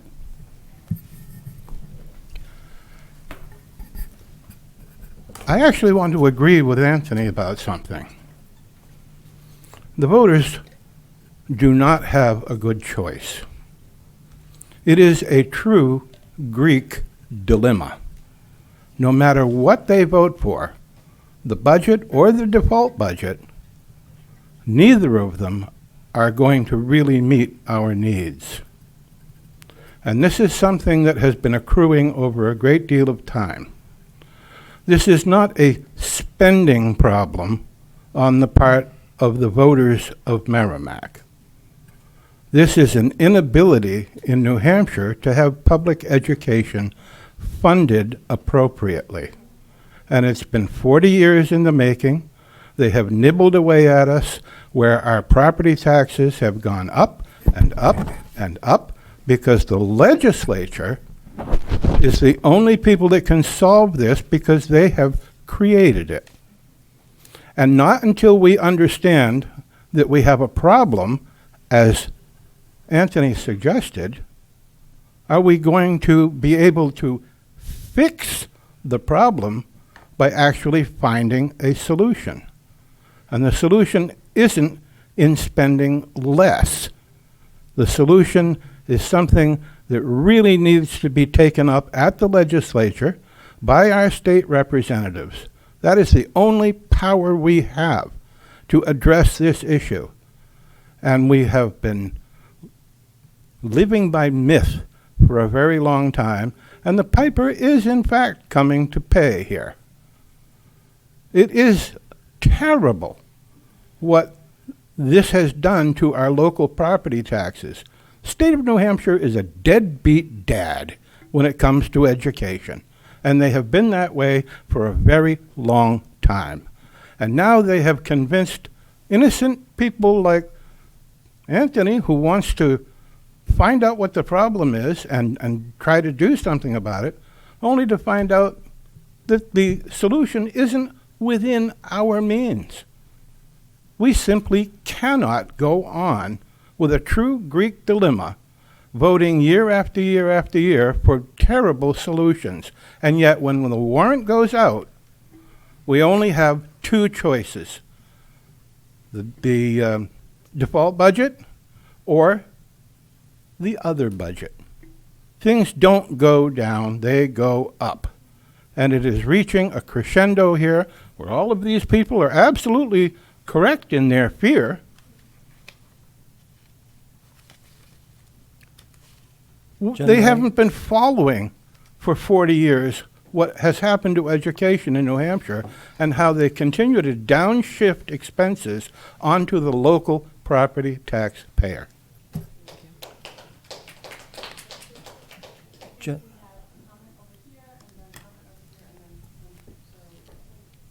Yeah, if you don't mind. Matt, maybe you could answer this question for me. I heard it answered twice. I heard once someone say labor contract is voted in by the voters. But then I hear there's a labor union, and so we have to reach out to them to change the contract. I'm not understanding that. Like, if we wanted to change the contracts, like say the district did, how do we go about doing that?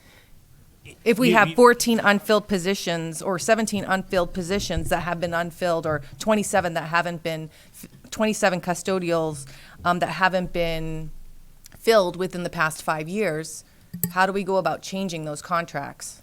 To have them accept a reduction, if we'd have to call them to the table. Right. You know, once it's voted in, it's voted in. Correct. And if you're going to do a reduction in force, Mm-hmm. there's some language in the contract that says you can't have a reduction in force by means of subcontracting out those same services provided by union members with contracted services. That's in the MESA agreement. Okay. You can look it up. I Okay. can get you So the MESA page. agreement? Yeah, so that would have to be negotiated if that's what we wanted to do long-term. We have done reduction in forces when we have cut people in the past. When we had like 4,800 kids, we used to have around 390 teachers. We've got around 350 now. You know, that was a reduction of 40 teachers over a number of years. It was slow, so you really didn't feel it all that much. Right. As the enrollments dropped down. So that was like a notification to the union we were doing a normal thing. But if we were going to do something that we had in the contract and substitute those positions with contractors, then that's a piece of language we'd have to bring back to the table. Okay, could and you we'd send have that to the meet. committee, the MESA contract, so that we could take It's a look at- online, but Oh, I is can, it? I can, That'd be I can give you let me save you the trouble and get you the book and page number and everything like that. Naomi? This isn't what I originally wanted to say, which I will come to. I wanted to add on to that. If people have questions about the way the process works, and what happens is when it's a year for renewing the contract, the representatives from the union meet with representatives from administration and representatives from the school board, and they hammer out terms, they hammer out language changes that are proposed, they hammer out salary adjustments and all of that stuff, and they come to an agreement about what collectively they would agree to, that they're going to propose to the voters, and then the voters are the ones who ultimately approve that. And I believe, but please correct me if I'm wrong, that the voters' approval is mostly limited toward dollar amount items. Is that correct? Yeah, they don't approve the language, they Yeah, approve the dollars. The language is negotiated between the district and the union. So that was just for your information. No, that was helpful, because if we have 27, and I think Matt did say, all of them are contracted, our janitors are all contracted, they're not done by the district, and we're holding that line item, like, we got to reduce that. And essentially, we're budgeting for. Those negotiations are Growing kind up of a in the South. big deal, and they're very Oh, I understand working with prescribed, and unions. I it's a totally lot, understand yeah. that, but it's just something to talk about. Yeah. And my second thing that I wanted to ask Matt if he had to hand, or at least a rough approximation of, there was a school board meeting a couple of months ago. This goes back to Chuck's point about education spending, where he highlighted what Merrimack's budget was about 20 years ago, what we were receiving in state aid about 20 years ago, and what those two numbers are today. Do you have that to hand? It was a lot. Well, I know 20 years ago today, we were receiving around $10 million. Probably a budget that was probably 45 million, 50 million. Now we're up around 90, 93, 94 million. I know you got the chart there. Yeah. And it's around 9.8 million. So we're actually getting less state aid now than we were 24 years ago. May I refer you to? That's what you're feeling The in the budget taxes. presentation that I have in the budget book. Page 8 provides you with a specific breakdown, functional breakdown of the 96 million, much of which is statutorily driven. Page 21 shows you the stagnation in state aid over the last 24 years. So please refer to those 2 pages in the budget presentation, the PowerPoint, page 8 and page 11, because that tells a story of how the money is being budgeted, much of which, as I said, is driven by statute. We don't have the ability, as you know, in the private sector to say to a person, you don't like the salary, you don't like the benefits, go work someplace else. We are required and bound by law to collectively bargain. The same thing with benefits and insurances. And page 21, I don't know if I said page 11, page 21 is the history that Matt provided of state aid, which is absolutely, totally inadequate, particularly when you consider, and I'm sorry, I'll stop after this, there was a more than $70 million reduction in the commercial industrial levy component of taxation in this community last year, which is why the residential property owners have borne such a heavy incidence of taxation. Marie? Okay, we would assume that all of the school districts in New Hampshire would be suffering the same type of decreases in state aid. At least I would assume that. And my question is, our cost per student in Merrimack, and this is from the New Hampshire Department of Education for the year 22-23. Merrimack, the cost per student is $20,092, and our rank in School Digger December of 24 was number 22 in the state. That's the high school. Wyndham, the cost per student, $16,962. Their rank in the same publication is number 3. Bedford, which is 17,418, and in the same publication they are number 14. Goffstown, their per pupil expenditure, 16,400, and their ranking in the same publication is number 20. That was just 3 examples of towns that I thought were similar in composition and smaller or larger in population. And they're definitely not very far geographically from us. But they seem to be doing better in the rankings with significantly less per pupil expenditure. I also wanted to make a point about enrollments. The year 2000 and 2001, we had an enrollment in the district of 5,000 students. I remember that year pretty well because it's the year my daughter graduated from Merrimack High School. And I was teaching at Merrimack High School because I taught there for 25 years. And our enrollment this year is 3,451. That is a 31% decline since our high 24 years ago. 31% decline in enrollment. The high school alone is down 500 students from that high point. So that generated some questions for me. Since I taught at the high school, I was wondering what the staffing level is currently and if it's higher or lower. Certainly should be lower with 500 less students. And I was wondering what the vacant classrooms might be being used for. I'm just curious about that. And I did put in a request to get staffing levels for the year 2000, 2001, and comparing staffing levels for 2024, 2025. Just information and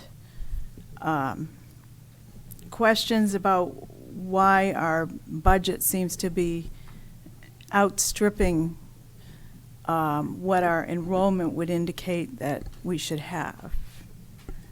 And I don't expect like a true answer to that, because I'm sure it's very complicated, but, and I'm not sure there is a good answer for it, to be quite truthful. Anyway, that was Okay. what I wanted to say. So that request did come into my inbox Yep. and will be floated to you Okay. shortly. We'll be glad to answer that. Lee? Years now, and I think this question comes up almost every year with the new members. It's very easy to look at those numbers and try and compare them and think that they're apples to apples. They are not. Our infrastructure is aged here in Merrimack. We've got 3 school systems, 3 elementary schools. We have a lot of buildings, and they're really old, and we have a lot of maintenance. So for us to look at the local communities around us without comparing their infrastructure, you really can't compare it as an apple to apple. It's just a different animal. So as much as we want to look at those numbers and try and compare where we are to some of our local communities, it's just not a fair assessment. And I think the general public doesn't realize the depth that goes into some of the infrastructure in these communities that are so varied. So I just wanted to leave with that point. Naomi?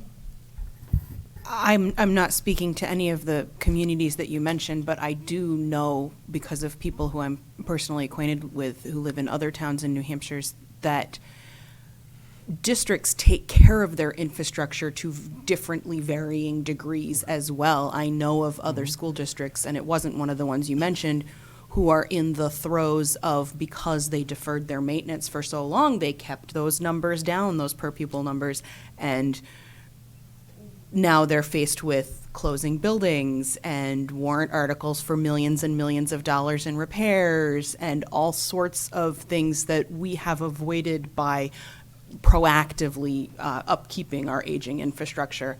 And that's one thing that I'm actually really proud of for Merrimack, is that we take good care of our buildings and they're safe and clean and welcoming for our kids. Brian? If you've seen some of these other schools, their facilities are beautiful. They definitely aren't letting the maintenance go or anything else. Like, we travel around for sports, we go to these schools. It blows us away when we have to go use another town's field, per se, because ours is in such disarray. And to see that they're spending less and they're getting better outcomes, they've got better facilities, like, something is different. I mean, lack of maintenance certainly isn't giving them the facilities that they got. That's for sure. That's why I specifically said I wasn't talking about any of the ones that she mentioned. I'm thinking of other communities. It was more to like illustrate Lee's point of there's just so many factors. It's really hard to be comparing apples to apples. I think it's absolutely valuable to go, well, what's different? Why do they have those things that we don't? How could we get those? That's absolutely a conversation we should be having. I agree. But I just wanted to support Lee in that it's not necessarily apples to apples. Dan, was that a question? No, I got a statement and then a request. I see a lot of people here tonight, and I've got to tell you, I've been at a lot of meetings and I've looked out there and there's been nobody there. I saw a lot of you get up to the mic. I heard 2 themes. Correct me, add to it if you want, but I heard taxes, and I heard that they weren't getting the results with the students that they thought. I can't guess that we'll ever have anybody come again unless you 3 can address those 2 issues to the best you can at this time, so that we can encourage people to come, ask their questions, and get them answered as best we can, noting we're in the middle of a budget thing. So if you could, I'd like that. I'll make a comment right now in terms of results. The reason you haven't seen the results is because of our aging curriculum. We have excellent staff, but we weren't consistent across the system with what we were doing. I told the school committee 4 years ago when I started, it will take 3 to 5 years for us to begin to see improved academic results, which is our commitment to our students, but our commitment also to our taxpayers in this community. We are beginning to see those results, and we will continue to see the improvement. There was a lack of alignment. It was aging, the curriculum. Our curriculum in many areas didn't keep up with the standards, the changing standards from the state. We are more aligned right now. So that we're trying to correct some of the sins of the past, all right, that existed here. Not with respect to the staff, because we've always been impressed with the staff. But our curriculum was damn old, all right, and it was outdated. And that's what Amy has spent so much time with our administrative team and with our staff working to correct. And I will tell you right now that you will see continue in the next 2 to 3 years to see better results at all grade levels in this community. I'm not surprised, and I'm not here to try and sugarcoat anything. I'm not surprised that you haven't seen the results in years past, because our curriculum was not of the quality that is expected in a public school system. We just weren't keeping up with what we needed to do in terms of alignment, in terms of the rigor, in terms of the relevancy, in terms of the professional development. Keep in mind, before I started here, we had no early release days. There was no professional development other than the beginning of the year for staff. We have 5 of those days right now where we focus on a lot of different training for our staff. Anthony? So is it okay, I guess I'll ask everybody, is it okay if we just try to talk through 1 or 2 big ticket items in detail with the administration? Well, it's almost 9 o'clock. We've made a lot of progress.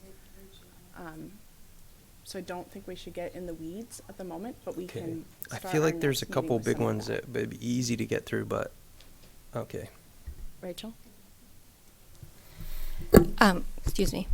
So I haven't been on this committee as long as Lee, but I think this is my 3rd year now serving. And one thing that I think that I've learned, and this is just to, I think, add to Bill's message, and maybe kind of address, I think, one of your tables, if I remember it correctly, Anthony, where you saw pretty level funding for a big chunk of years. And then when we got our new administrators, we started seeing some increases. And I think I said it in one of the last meetings, previous administrations, I think, put up they had a default number and they had a number that was lower, typically, from what I remember. I've been in Merrimack now for probably 15 years. We know how budgets work, right? We know that there's inflation. So when you constrain a budget, that means you still have to pay all your fixed cost, and then there's going to be some type of constraint on areas where you just can't spend over that amount that you've constrained. So that constrained amount to me came in the form of aging curriculums, teachers teaching various everything that we've heard from you guys over the past few years. That was the part that was getting constrained when we kept that budget level. So I think, just trying to peel that onion back a little bit more, I think it just provides maybe some more rationale and maybe some more insight into, what happens, because you have to pay your staff, you have to keep the buildings open, we have to do certain things, and it's all to provide a free and appropriate public education for our students. And so I just wanted to offer that out. Mm-hmm. Yeah, and I would say, if I just could quickly, as far as inflation and enrollment go, we could look at it.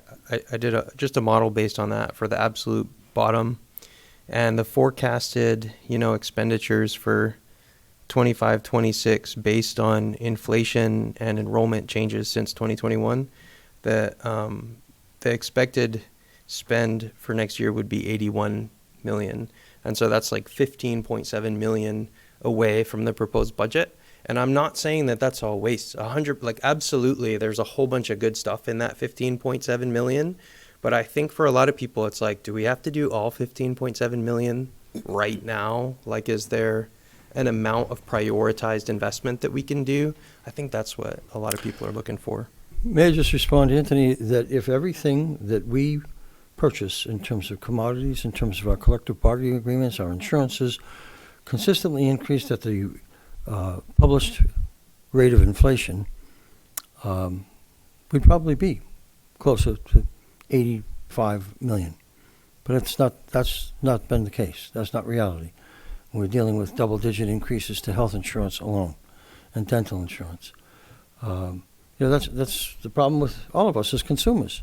The federal government, the Bureau of Labor Statistics, will come out and say, the inflation rate was only 2.7%. Really, that's over about 10,000 goods and services. Those commodities that we purchase on a regular basis and the collective bargaining agreements that we are required by statute and the benefits have increased exponentially more than the publicized rate of inflation. Brian? The curriculums that we are purchasing, is most of that an initial upfront cost and that's it? Or are there going to be recurring costs that inflate the budget year over year? Brian, there will be some recurring costs because some of those materials are consumables. And, Amy, if you want to address any of that, please.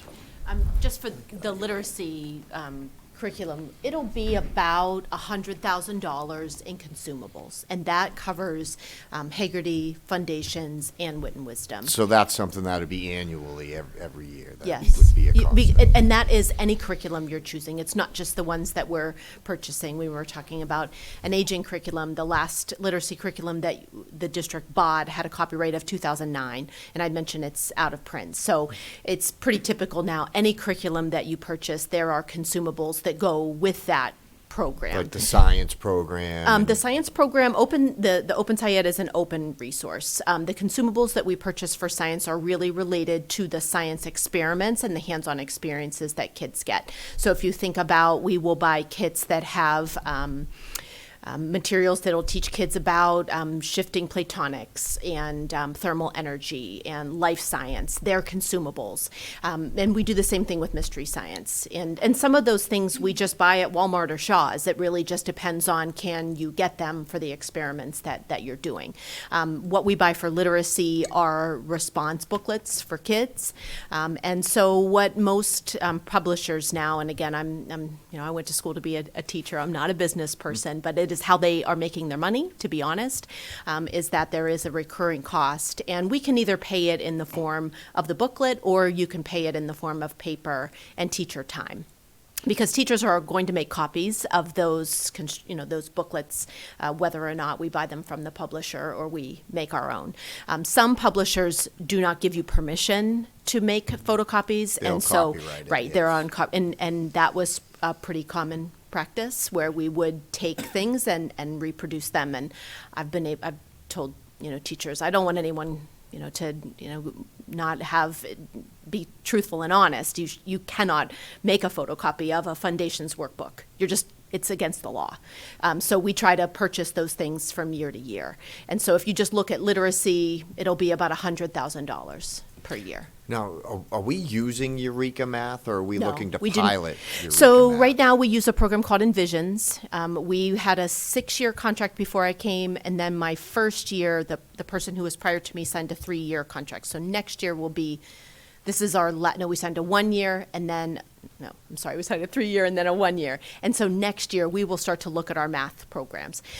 We use Envisions. Eureka 2.0 is a program that has a lot of efficacy, and so I look at the What Works Clearinghouse and Ed Reports, and there are a handful of programs that I think that we'll look at. We may continue with Envisions. It'll really be up to the teachers that are using it. But Eureka 2.0, Envisions, Ready Math, and then there's another program that has pretty strong returns called Illustrative Math, which is more of a problem-based approach. But those are the programs. But we haven't purchased any pilot materials at all for math.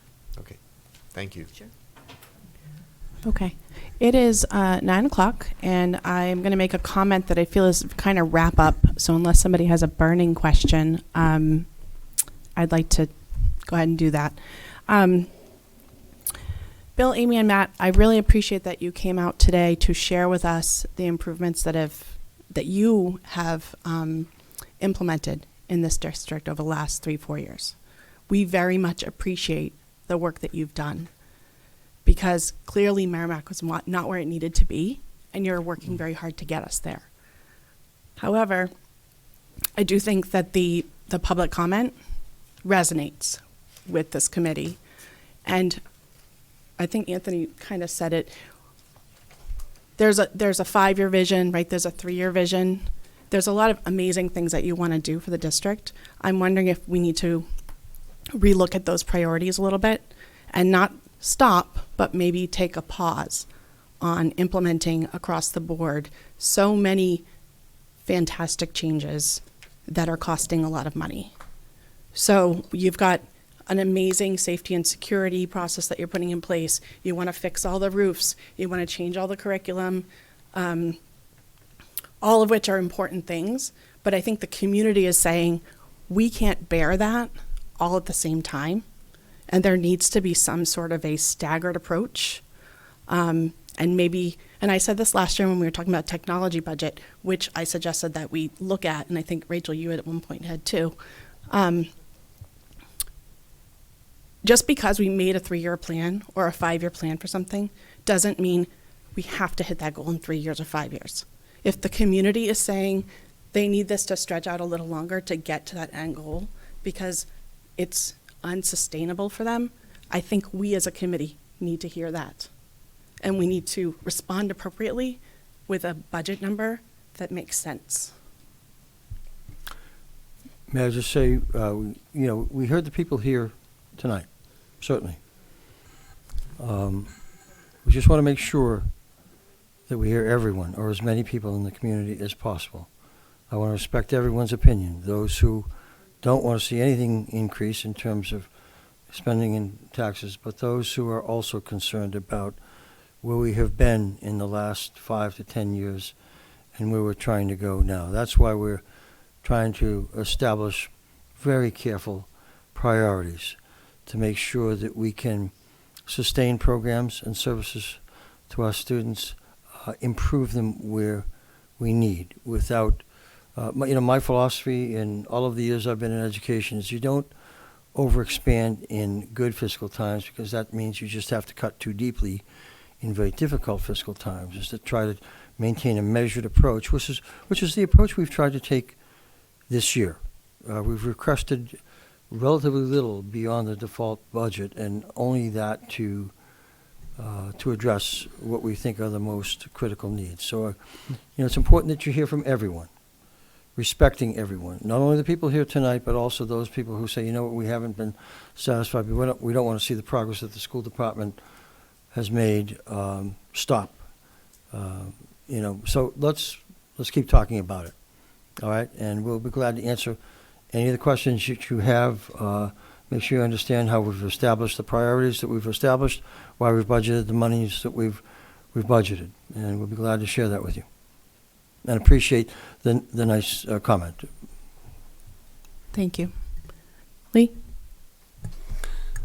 I think it's disrespectful for the public to come here and listen to Bill be earnest and honest, and in the background hearing people say, no, you didn't, when he's trying to tell you he's listening.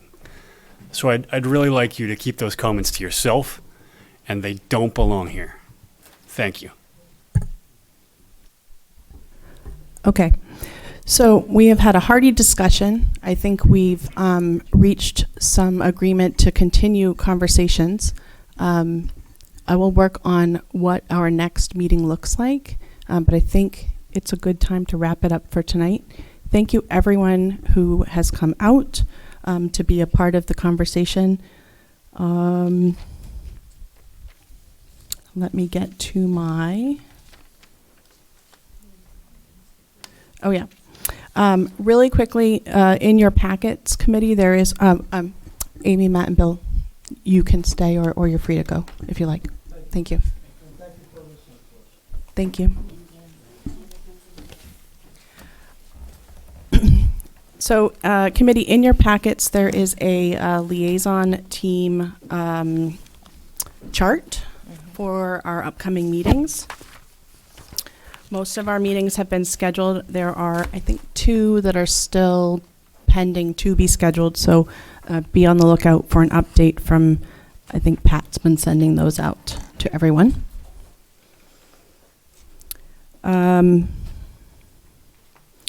As I said, I'm going to skip over our work session because I think we got a lot of work done here, and we'll just move on to adjourn.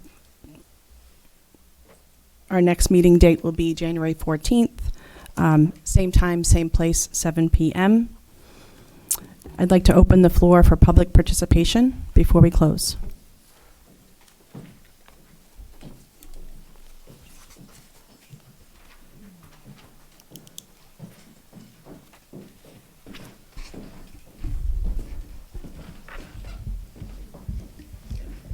Rebecca Woodman, 3 Dwyer Street.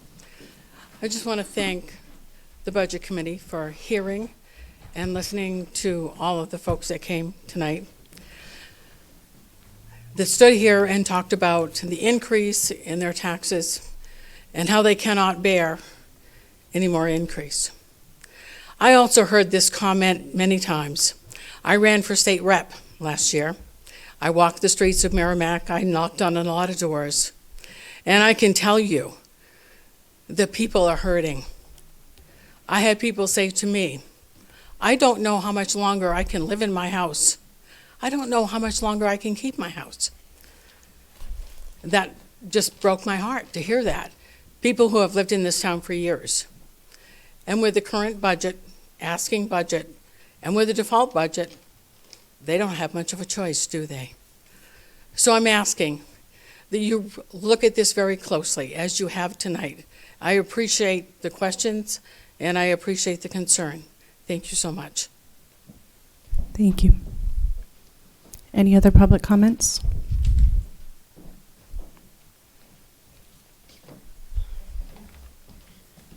Hi, I'm Ginger Heald, 3 Pondview Drive.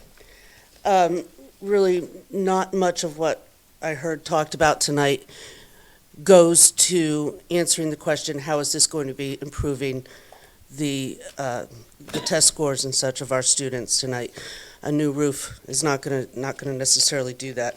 I'd like to see a deeper dive and more of a vet done on the curriculum before hundreds of thousands of dollars are put into it, and I would think that they'd be very careful to understand if they're funding racism, a racist curriculum under the Open SIAD and the second step curriculum. That really concerns me too. So that's all I have my comment. Thank you. Ginger Heald. Ginger Heald, 8 Pondview Drive. Any other public comment? Jamie Gibson, 41 Island Drive. It was quite interesting to hear where we're spending our money, and thank you for hearing us. I'm actually, my kids are the 4th generation in our little house in Merrimack, so I think my Nana bought it, I want to say she's probably been coming to Merrimack since the 60s, and I've owned it since 2009 from my father, and I'm hoping someday my kids own it too, and we pass it on. But the taxes definitely want us pushed out, so it really hurts my heart. I went to school here, I graduated here, and now my kids are out of the district here because I'm not seeing the improvement that I want to see, and that is breaking my heart as well. But what I heard and got out of today was they're pushing curriculum, yet they're holding teachers back from doing what they love. I understand with the younger elementary schools, we need to have a certain structure to give them, the core values, spelling, sounding it out, math, basics. I totally understand that structured curriculum, but our teachers being able to express themselves and look at a classroom and determine what a child needs and be able to teach that child in a unique way, because not all kids learn the same way. And I think that's more important than downloading all these softwares and putting it, on a web platform. I can download any web platform on my computer for them to learn. There's tons of educational platforms out there that kids can learn on. And all I'm hearing is multiple web-based platforms being purchased to give our kids, but why are we not having the teachers teach and do what they went to school for and provide their own interpretation into the educational field? Because I would love to see that. I know I personally, before I came out and started getting involved in coming to these meetings, I talked to teachers in the districts, paras in the districts, and current students in the district, and asked them, what they saw, what they didn't see. And I know there's currently teachers right now that are asked to do surveys in the district that has to go through their superior before it even gets to the school board. And that they can't speak freely if they see, say, their principal doing something they don't want. You guys should be going out and actually speaking to these teachers. My neighbor's a retired teacher, been in the district multiple years.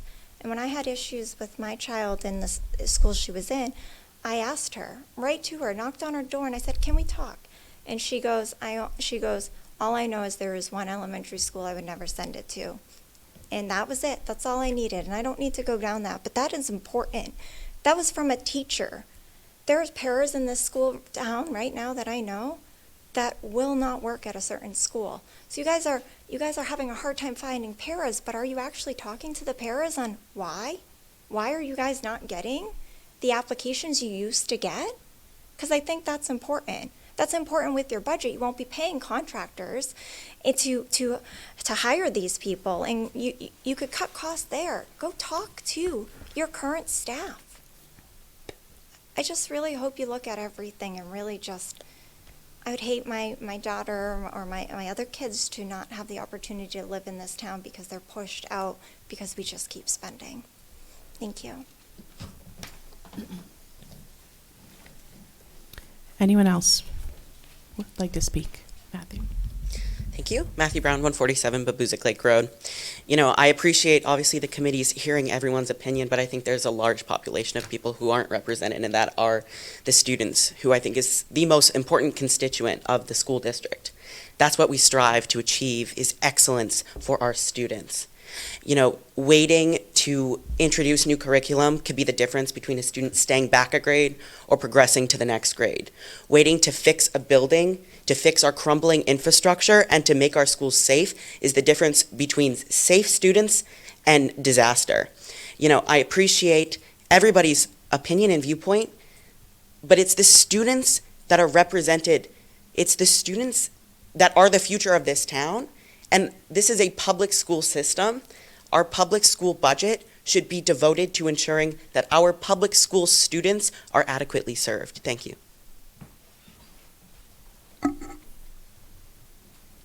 Are there any further comments from the floor? Seeing none, I will entertain a motion to adjourn. Marie? Marie has motioned. Brian has seconded. Thank you, everyone, for coming. Do we all have to be in favor? Are we all in favor? I think we're all in favor. Anybody not in favor of adjourning? I'm definitely, you can see me this time. Guys, I can't go home with all these cookies. I have a lot of things. Please take a cookie.